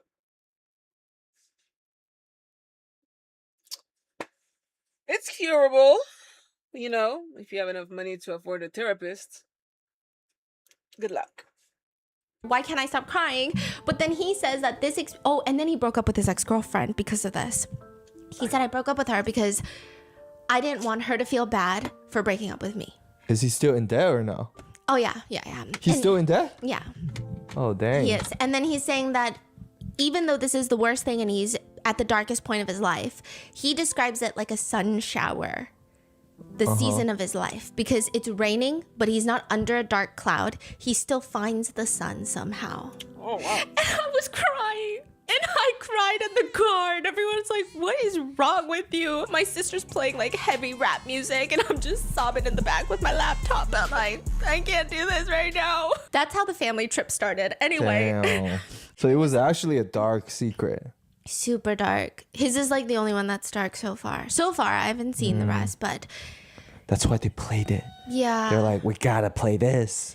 And the producers give the mic to him, and they're just like, "Do you want to say anything?" Which, like, what do you mean? What do you expect him to say? So he holds the mic, and he's crying. Of course, I was crying, and he goes, "I don't really know what to say." Dang. And thankfully, his table partner was broadcaster Mimi. She is obviously a host of the Chinese show and stuff, and she's really poised. She's really sweet. She gets the mic from him and was like, if you don't mind, like, I would love to share my piece. And she talks about how she didn't really get to know him much, but he's so meticulous with his words, very kind and warm, and she felt much more comfortable since he was at her table. And she, like, gives a really warm goodbye, even though nobody voted for him to stay, so a little too late. But he says his goodbye, and he leaves. And that's why now we have 5 girls and 4 guys. So on the very first day, right after this, they have this mini sports activity where all of them are going to pair up. Now, there's more girls than guys. So one guy is going to be partnered up with 2 girls. When everybody initially starts trying to split up into their groups, oh my God, this is so cute. The professor looks at PR Lily and he just looks at her and then she nods and he walks over so giddy. He's just walking. She's walking him like a dog already. So them two are like the cutest right now. Yeah. Okay. And then influencer Jay is very outgoing and goes, hey, is anyone good at sports? Like, does anyone want to partner with me? And Tien, motherfucking Tien, immediately is like, I'll pick you. So influencer Jay and Tien are together. Now, mind you, they sat at the table together. So everybody is like, oh, Professor and PR Lily were at the same table. And then Tien and influencer Jay were at the same table. So like maybe the first game, we don't really know each other. Maybe everybody at the same table should just go for the people that were at the same table. That's the thought. This left 3 girls and 4 guys remaining though. Now, there's no rule that you have to choose your original partner, but it just made sense. So Chen71, she's standing there and she's like, okay, well, maybe Chico is going to pick me. But instead, Chico partners with broadcaster Mimi. Okay. So Chen71 is like, oh. Like, I haven't even talked to another guy because I wasn't even at their table. And then finance bro Zhao, he looks really interested in Chen71. So he looks like he's about to be like, he's like thinking about the words of how to swoop in. He's like, okay, let me just think about that. Like, let me just lower my voice. Let me go an octave lower. And he's about to say something. And motherfucking Tien goes, oh, well, you can join my group and we can be the 3 of us together. Oh. So now the guy just straight up pulls 2 girls? Yes. Now it's Tien, it's influencer Jay, and Chen71. Wait, but the Chen71 agreed to be in the 3? I mean, because it would be rude. Right. Because someone's going to end up in a threesome, right? Or like a whatever. So then she was like, yeah, okay, fine. And so she joins. And you think that he's being nice, but it's not. It just feels, at the moment that it happened, it kind of felt player vibes because you should give other people the chance let them to maybe decide group. first. Yeah. Like, and if then, there's one final one left over, and then you can be like, hey, come. Not left over, but like. But left over. No, you left. Final one left. Yes, exactly. And come join us, right? Yes, exactly. But instead, right. he didn't even give other people a choice. Yeah. I don't like this guy, right? And then that's the 3 pairing. And then you have finance bro Zhao and Bao Bao that are just naturally paired together. And they were at the same table too. So those are the pairings. Now, the first activity that they're doing is a girl is going to stand further away from her male partner and he has to jump to where she's standing. He's got a rose in his mouth, and then she has to use her mouth to take the rose out of his mouth. But it's a long stem rose, so it's not like they're making out. I was not like Love Island. Anyway, so it's like a jumping game. Because, like, you know, in Love Island, it would be like a rose shaped like a dildo with lube, but like the lube is fucking ketchup, and you have to pass it down the whole fucking group of people. Which, like, immediately that another thing would just give me the ick. Unless we're on physical 100 and you know how to jump 3 stories high, that's not the first thing I want to see you do. That's not the first thing I want to see on a date. So Tien, he goes up with influencer Jay and she's like, okay, like, I'm gonna stand here, you jump to me, and then I'll take the rose out of your mouth. He jumps, it's not impressive. She takes the rose out of his mouth and she's like, yeah, I think that the way that when he jumped to me, he was so close to me, it was just very intimate. Okay. So she's like, yeah, it was fun. Then it's Finance Bro and Bao Bao are partnered together and he jumps the furthest. And honestly, they're really cute, but you can tell that Finance Bro is not interested in Bao Bao. They have friendly chemistry, but it seems very platonic. It seemed like Bao Bao could have been interested, but he was not interested. He seems very interested in Chen71. Like, he's always watching her through the whole game. He just, and then like, there will be times where the next game is going to be played. He's standing behind her. That would piss me off if I was Bao Bao. I'd be like, this is so depressing. So then the next activity is called the love hug. So you've got 2 couples that are going to compete against each other. And there's this giant circle drawn out on the grass field. One couple is going to stand inside the circle and they're hugging each other. And there's a balloon in the center of them that they have to balance. Then the other couple, the girl is inside the circle and she has a bungee cord that's attached to her male partner. And the male partner has to run around the perimeter of the circle and she's blindfolded. Bro, I don't know who the came up with this game. She's blindfolded and she has an inflatable hammer and she's got to whack the balloon out of the first couple. What the fuck? I'm having such trouble like picturing this right now. So but there's okay. 3 people in the. I think I get it, kind of. Yeah, I really don't know why, the guy is running around Yeah. outside. What's the purpose on that? Nobody knows, All but right. just know that one couple is hugging with a balloon, and then the girl of the other couple has an inflatable hammer, and she's trying to knock out the balloon, but she's blindfolded. That's really all you need to know. Nothing else matters. Tian is like, let's go, Influencer J. So they start hugging the balloon first, and it's like very, it just felt like a lot of physical contact, just a lot. PR Lily and the professor are playing offense. So PR Lily's in there with the hammer, and they're going after the ball. Eventually, she's like hammering them, and then motherfucker Tian, he tilts his body so that he's the one getting Taking hit. the hit. Yes. Now, mind you, this is an inflatable hammer. Yeah. And Influencer Jay later in the confessionals is like, I just felt a really strong sense of security because of how, and then she was like, how many times? You know, how many times did he get hit for me? She's like, I just felt safe.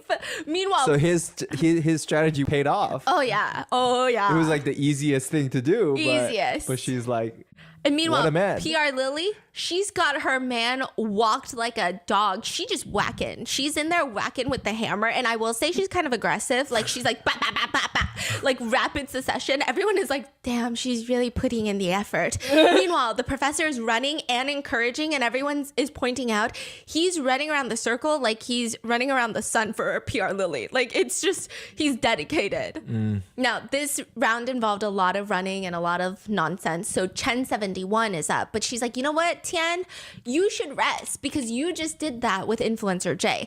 In fact, I want to go with Finance Bro. So she just switches her team now. She's like, okay, I'm gonna go for this guy who's been Yes. eyeing me. So then she goes in, and interestingly, the offense is Influencer J and the professor, which like all of them just played. So I don't know why Tian is tired, but Tian does look tired. And just to give you an idea of the perpetrator, Tian, he gives me like Korean oppa from church vibes. He kind of looks a little bit more soft boy. He looks like a mama's boy. I don't know how to describe it. Like very just, I don't get it. I don't get it at all. He's just, What do you not get? Girls like him? yeah. Okay. Yeah, I don't get it. I really don't. But anyway, Influencer J is a whack-it. Meanwhile, Finance Bro is like dry humping the balloon to try and win. And it's not sexual. It's just like a really, I imagine a sad old dog getting out one last hump on the pillow. Like, because he's trying to hold up the balloon, but he's like thrusting because it's dropped to their waist. And it's just very uncomfortable. Everybody's a giggling. Everybody's a hooting and a hollering. And later, during the third game, they decide this is a whole new game, okay? During the third game, they have to go through this obstacle course where the girl is going to be blindfolded and the guy has to guide her. So Tian teams up with Chen 71. So Influencer J is sitting this one out, and then everybody else going in their regular pairs. And they're going to go through this obstacle course. So it's going to be them, and then it's going to be against Bao Bao and Finance Bro. And Tian is initiating a lot of physical contact for a Chinese reality show. So not only is he holding her hand because she has to get up on a balance beam and walk through it, he's also like grabbing her waist, which a lot of Chinese netizens didn't like, even though it probably is safer for her that way. It just is very touchy. And then now it puts the girl in an uncomfortable situation where if she doesn't want that kind of touch, then she has to make a whole scene about it, and then it becomes uncomfortable for everyone. So you just kind of have to accept it. It's like a whole thing. Meanwhile, all the other guys are just kind of holding the girl's hands. And it's not because they're dumb. It's not because they don't want to put their hands on their waist. It just seems like a little too much.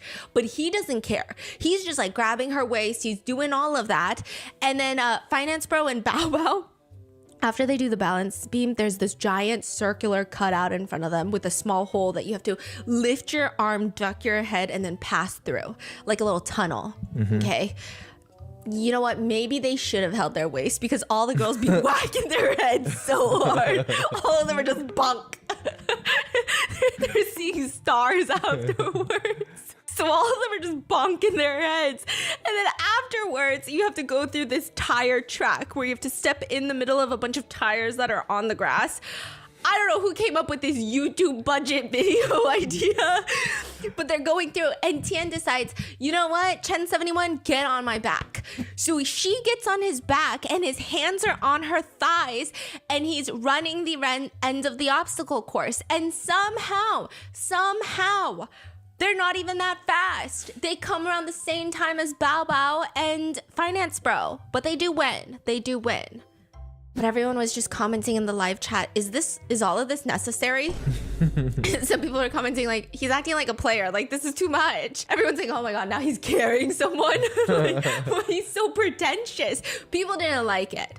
And then the next up is Professor and PR Lily, and then broadcaster Mimi and Jiko, and everybody is watching saying, do these people know that this is a timed game? Like, they were on a stroll, so they're just going really slowly. But it doesn't matter how slowly you're going because everyone's still bonking their head at the circle part.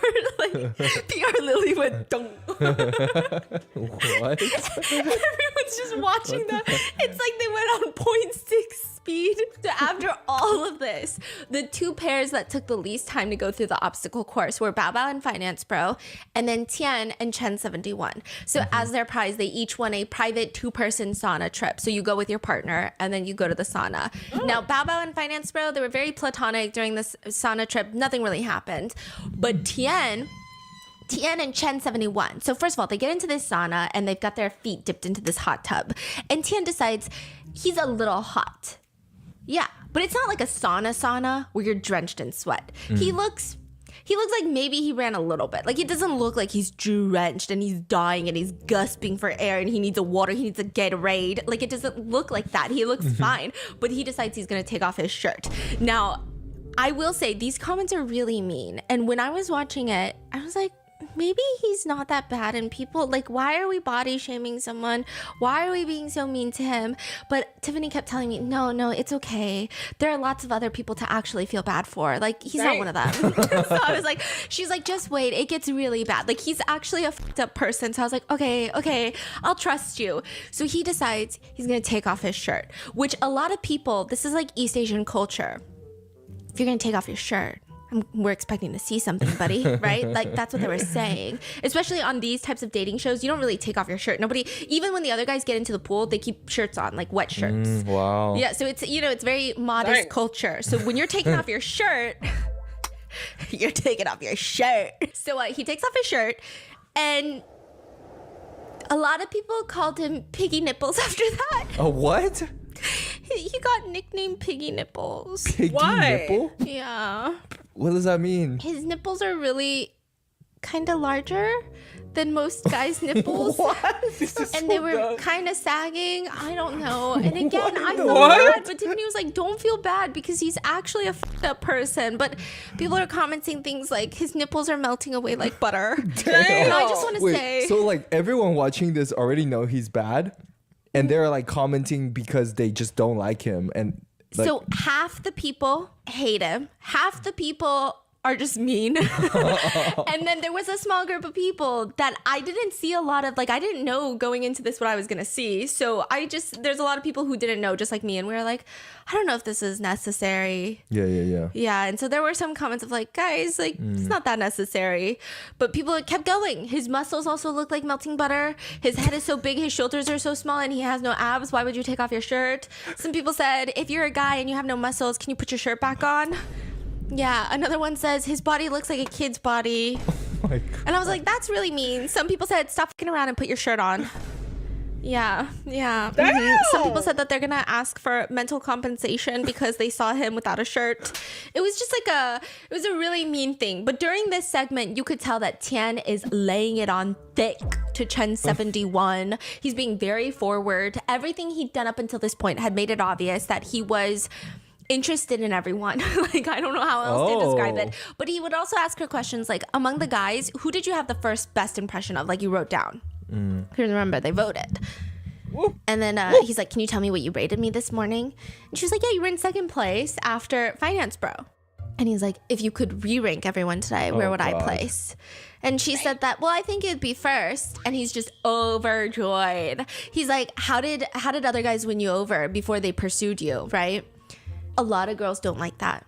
Yeah, because you just like forcing her to almost lie at this point. Yeah. Just to kiss your ass. And also, even the, like, what did other guys do to win you over when they pursued you.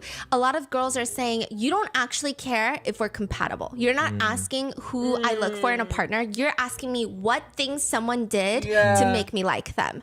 And that seemed really manipulative. So a lot of girls are like, I can smell he's bad from a mile away. He's asking for a playbook on how to get her to like him. And so she's like, oh, well, first impressions mean a lot. And I really like eye contact. And instantly, he's fucking staring into her retinas, just pupils dilated, looking into the depths of her soul. And then, you know, she likes people that are attentive. And then that dinner, he's like so busy passing dishes to her, putting things on her plate. There's just like a lot of happening and there's a lot of physical contact. He's just doing a lot. At this point, it seems like he's mostly interested in Chen 71. Yes, but I think another thing that rubs people the wrong way is he doesn't even know her. He's not trying to get to know her. He's just like touching her. And asking her, what do you like in a guy? And then doing the things that she likes. And it's like, you don't even know if you want her to like you because you don't know her. Yeah. So it's just weird. They get out the hot tub. Everybody goes back to their respective rooms. The girls have a room with mattresses on the floor. The guys have a room with mattresses on the floor. But it's not Singles Inferno. So it seems a little nicer. Okay, Singles Inferno. Every time I see the rooms, I'm like, I get why they call it Singles Inferno, okay? And every single night, they have to text the person that they're the most interested in. And they have these confessionals. And Tian says, well, I'm going to send my text message to Chen 71. And she's definitely going to send hers to me. I got this one in the bag. But you don't know who sent it, correct? Anonymous. Oh, you do know? Yeah. Oh. So he said, I got this one in the bag. Okay. Everybody was pissed off. That's not something you say when you genuinely like somebody. You don't say, ooh, I got him in the bag. Okay, that sounds like you're playing a game. And this is not the you don't win anything if you are in a couple relationship afterwards. Like, it doesn't make any sense. If he really likes her, he would be kind of nervous. Yes. Like, oh, man, I really hope I got this one. Yeah. So that same night, Bao Bao and Finance Bro hang out, like I said, in the tub. They don't really get along. It's very clear that Finance Bro is also interested in Chen 71. Are we rooting for Finance Bro and Chen 71? So far, but I heard there's drama later. Okay. Yeah, but together they do a late night snack. Chen 71 and Finance Bro eventually get together at night because they have phones where they can text each other, actually. Text anybody. Yeah, in the villa. So they text and then they go and make eggs and toast in the kitchen for a late night conversation. Aww. And in the end, Chen 71 sends her text message to Finance Bro and they are basically together for the rest of the series. Oh. Yeah. Then the next morning, a new bombshell has entered the villa. So what did Tian find out when he didn't get that text message? He was just like, what the fuck? He didn't get nothing? Yeah, and then he moved on. Oh. Yeah. So then Barry, the American, enters the villa. He comes to join the show and he is immediately hooked onto PR Lily. And remember, she's with the professor. The professor runs around PR Lily like the sun. PR Lily is also very into Barry. Also, broadcaster Mimi is very into Barry. So this new Barry is very popular. Yeah, Barry has American energy. Like, the dude is smiley. Okay. He's just smiling all the time. And you want to be like, what's so funny? No, I'm just kidding. I like Barry so far. He seems chill, okay? He's cooking. He's smiling. He seems really approachable. He seems warm. He doesn't seem like the type that tries to be a cool guy. That's my number one. I will never date someone who tries to be a cool guy. And Barry, he just seems like he doesn't really care of being perceived as like a badass CEO. Like he's not doing that. So that next morning, they all have to pick a date. The way the producer set it up is the number of text messages you got last night, the girls get to choose in that order of who they want to go on a date. Now, Chen 71 got 2 text messages. She got one from Finance Bro and Tian, right? So she gets to choose first who she wants to go on a date with. The minute that she chooses a date, and they all write it down on a blackboard that only the girls can see. The next person cannot choose that person. Yep. Like, you have to choose out of the remainder of the guys. So she comes out and she immediately writes down that she wants to go on a date with Finance Bro. And this happens in quick succession until Bao Bao is the last one. She received 0 text messages because remember, Finance Bro texted Chen 71. And the only person left out of the guys is Tian. So she has no option. So she picks Tian, but she's still positive. Like, this girl has had no interaction with Tian. And she's like, okay, like, I'm just gonna be open-minded. When opportunity strikes, You have to seize it. Amazon Prime's same-day delivery helps you say yes before the moment slips away and turn maybe next time into yes right now. Got asked out on a last-minute date but have nothing to wear? Don't take a rain check. Say yes. Prime can get you the perfect fit just in time to make that dinner reservation. Did your best friend suggest a spur-of-the-moment road trip? Make it happen. Clean underwear and a travel pillow delivered before you can even pack the car. Are the kids begging for an impromptu astronaut-themed slumber party tonight? Say yes and make it epic. Prime gets you everything from glow-in-the-dark stars to a projector to popcorn fast. And the memories made in that spaceship fort made out of blankets, absolutely priceless. Say yes to the moments that don't wait. Visit amazon.com/prime to find millions of items delivered fast. Same-day delivery, it's on Prime, available in select areas. Terms apply. I'm gonna be that person who's too woke. And I'm also saying this as somebody who's broke as fuck. I feel like when you reach her point of success, you no longer need to accept Bezos money. I also feel like it's kind of hard because like all these fuck ass CEO are sucking Donald Trump's dick and pushing AI and surveillance onto us. Like we need a what's the word? We need a I forgot the word. We need another option for all of these big platforms. I'm so fucking sick of these big platforms being pro-genocide, pro-pedophilia, and pro-Trump. We need better CEO and we need more platform. And also, not sponsored, but if you want to use a fucking search, like a web browser, use DuckDuckGo. That's the new browser a la mode for those who miss the old Google without the AI bullshit and the ads and whatnot. That's all I'm gonna say. Stay woke. They go on a vegetable picking date followed by hot pot, and they have a really good time joking around, laughing together, picking vegetables. You know, they're flirting. Okay. They're flirting. And I think Bao Bao's sense of humor is, like, a lot of Chinese people call it abstract. I think Chinese people don't. I love it. I think you guys don't do a lot of sarcasm. So that's why they call her abstract, I think. Because when I'm sarcastic with your sister also, she doesn't get it. So I feel like it's a thing. It's not as common. No. Really? Because abstract. everyone keeps calling her abstract, and I feel like it's just sarcastic. So, for example, they're like, oh, when you pick the vegetables, he's telling her, make sure you pick the ones that are big and not rotten. And then she's like, why would I pick the ones that are small and rotten? And then he was like, oh, I was just worried that you would just not pick the right ones. And then she was like, okay, yeah, from now on, I'm definitely going to pick the small and rotten ones. Like, it's just like not, but then people are like, oh, she's so abstract. Everyone was just saying in the comments, it's really hard to talk to someone who's so abstract. So that was like a whole thing. And this becomes important later because everyone's like, it's difficult to talk to someone who's abstract. And they almost use this to hate on Bao Bao. Anyway, they're holding the vegetable basket. She even stops to like wipe the sweat off of his face. And it's really cute. So she's kind of into him, right?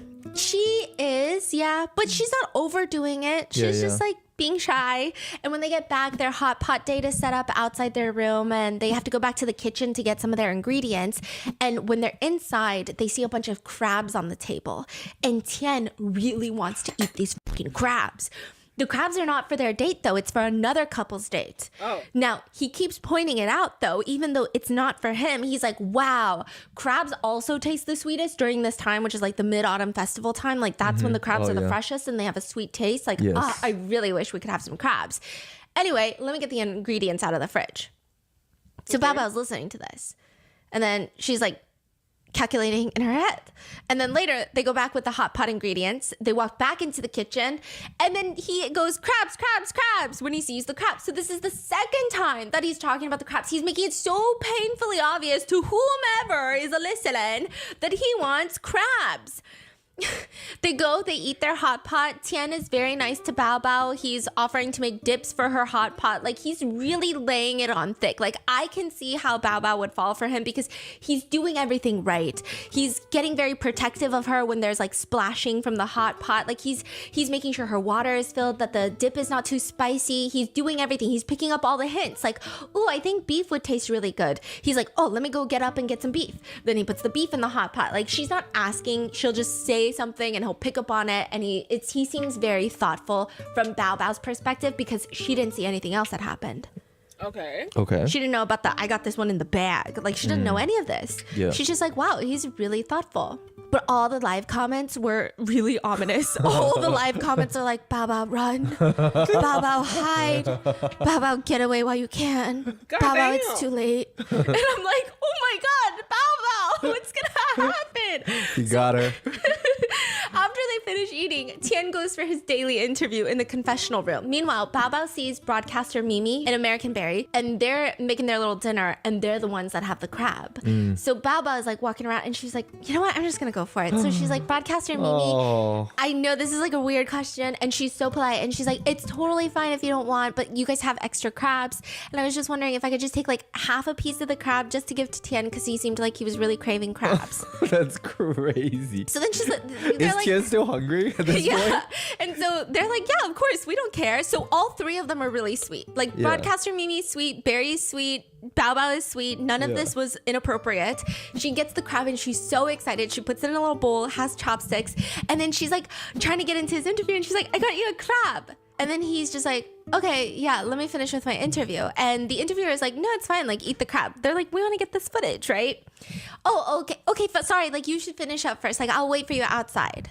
And then he's like, yeah, I'm going to finish my interview first. And yeah, I'll come get the crab after. And she's like, okay, I'll hold on to it for you. And it was, a lot of netizens felt it was a very cute and thoughtful gesture. Yeah. This is really important. Not right now, but he is going to later use this moment to villainize Bao Bao. He's going to rewrite history. This crab. Just remember this, okay?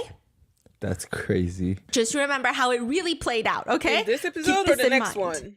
So at this point, the number of guys and girls is balanced because Barry came in. So it's the equal number. But that night, a hot new bombshell enters the villa wearing a red dress, spicy red dress, okay? She walks in, everybody's sitting around the living room, and you, like, it's slow-mo. Her stepping towards the villa. And she's wearing bright red. She's got black hair, shorter, mid-length. Her face is really symmetrical. That's about all I can say. That's crazy. Like, everybody else has really unique looks. I feel like every time her face comes up on screen, I glaze over her face because there's not a point I can look at. Everybody has a focal point. And sometimes that focal point isn't even what you personally like. Like, there are some people who hate a mole on their face, but a lot of people love it because it just makes them look so unique and charismatic, right? She doesn't have a focal point. Every other person on this show has a strong focal point. And like that focal point gives them aura, it gives them charisma. She just has like a very conventionally beautiful but bland face. Not memorable. Yes, and I say this because we hate her. Like, I would never have said this unless she's also not a pretty person on the inside. So we can do that. Anyway, Zizi walks in, red dress, super symmetrical face. Am I jealous? Yeah, I have a very unsymmetrical face. Maybe that's where the hate is coming from. And she's immediately catching everybody's attention when she walks in. People are just shocked that, like, they didn't even get it. You know how in American reality shows, they'll at least prime you for the entrance? Everybody gets an idea, and then you get the cuts of everyone being like, I think there's gonna be a new bombshell. You think so? Oh yeah, I think there's gonna be a new bombshell. We didn't get that. She just came out of nowhere.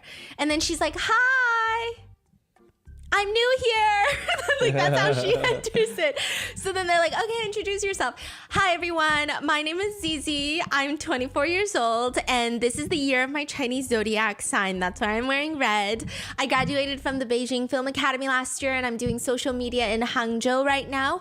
My most recent and notable role was in the 2025 Chinese film, The Legend of the Condor Heroes. Was that good? Apparently it's big. I'm sure. The legend of It's the legend, okay? It's got to be legendary.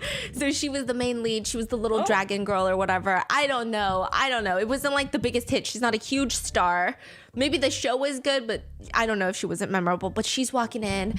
Everybody's looking at her. Barry and PR Lily decide to get her a glass of water. And I really like PR Lily because she gets up to get a glass of water with Barry and PR Lily, and PR Lily hands it to her, and she's gently telling her, like, take your time, like, you don't have to open up so quickly, you can just observe and get comfortable, because she's like, it's probably really stressful and trying to, like, fill the void. She's like, I'm a little nervous. It's okay, you'll get used to it soon. So she's so sweet about it. And then Zizi, and they're all thoughtful. She's wearing a shorter red dress, and everyone is kind of dressed more casually. So Bao Bao even suggests that she sit on the couch instead of one of the low chairs that everyone's like lounge chairs, because it's just hard to sit properly and you know, so they make space for her on the couch. Everybody's being really sweet. No one's like, new bombshell. I mean, some people look a little worried, but that's natural, very normal. So they immediately decide that they're gonna break the ice and they're gonna play one of those whisper games. The rules are simple. You go into a bowl, you fish out a question, and then you ask this question to someone by whispering it into their ear. And then they will point at someone to answer this question. But nobody knows what the question is. Only the person that whispered it and the one that is pointing, right? That answered it. Now, if you want to know what this question is, because let's say you were pointed at, then you have to do some sort of punishment. You pick out a little punishment from the punishment bowl, and then you can figure out what the question is. So they're playing this game. It's like, for example, who do you think is the prettiest person in the room? And this is the first time that we get introduced to the couple that is now going to be Jiko and Influencer J. So Jiko keeps pointing at Influencer J. He's like the Dan one. But he's like, you know, calmer than Dan most of the time. You know, he's like that. And then Influencer J, she's older than him, and that's like a huge plot device. That's a huge problem. You know, he's trying so hard to be mature for her. You know, she's a very realistic person, and he's like, I can be realistic. I can be mature. I can be a man. Like, it's really cute, actually. And so he keeps pointing at her, and they seem to kind of have a genuine platonic, maybe romantic relationship that's blooming, and they pick each other for all the dates. So that's them. And then at one point, Tian keeps wanting to know what the questions are. He's a nosy little. So he decides, I'm going to just keep doing these punishments because these punishments aren't even that big of a deal. So he decides, Bao Bao, I want to do the punishment with you. And so he opens the thing and it's like, okay, compliment someone in the room. So he compliments Bao Bao. He's like, your eyes are really big. You're so sweet and kind. These are some mid-tier compliments, by the way. The size dimension of somebody's eyeballs is like not really a compliment. But anyway, everyone starts clapping and smiling because like they had just gone on the date. So everyone's like, oh, this is a progression from their date. And then he does another punishment where it says you have to carry a ping pong ball between your cheek and another partner's cheek from one side of the room to the other side of the room. Okay. So he's like, okay, well, I'm going to do it with Bao Bao. And then Bao Bao later in her confessional, she's like, you know, during today's activities, every time he would have to choose a female guest, he would choose to interact with me. So she starts developing a little crush. And she even says, I've never had a situation where someone was so decisive and always chose me so firmly. Me first. And so firmly, not even like, let me look around. It was very like, Baba, let's go. Baba, let's do this. Like, it's nice.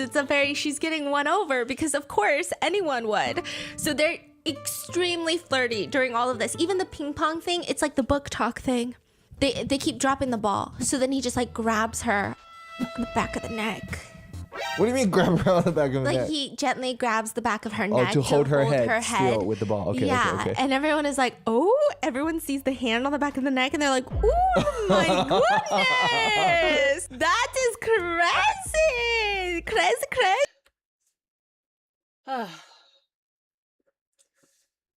Asian TV show are so funny for that. Like, what do you mean grabbing the back of her neck? People are going crazy. People are literally right now fucking in Love Island. We hear moaning and there's the finger plays at work under them sheets. And here we have a show where touching the back of a neck is like crazy. This is pretty refreshing. So everyone's like, okay, they're gonna be endgame. It's already blooming. And then another game that they come up with is everyone is just asked a question and then everyone does thumbs up or thumbs down. And on the count of 3, it was, do you have a crush on someone in the house right now?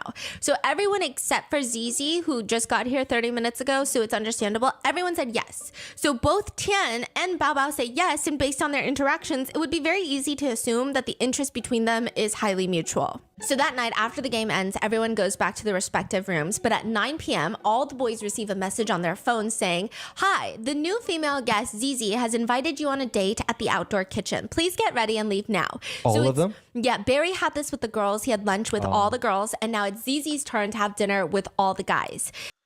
That should be interesting, but also I need to move on.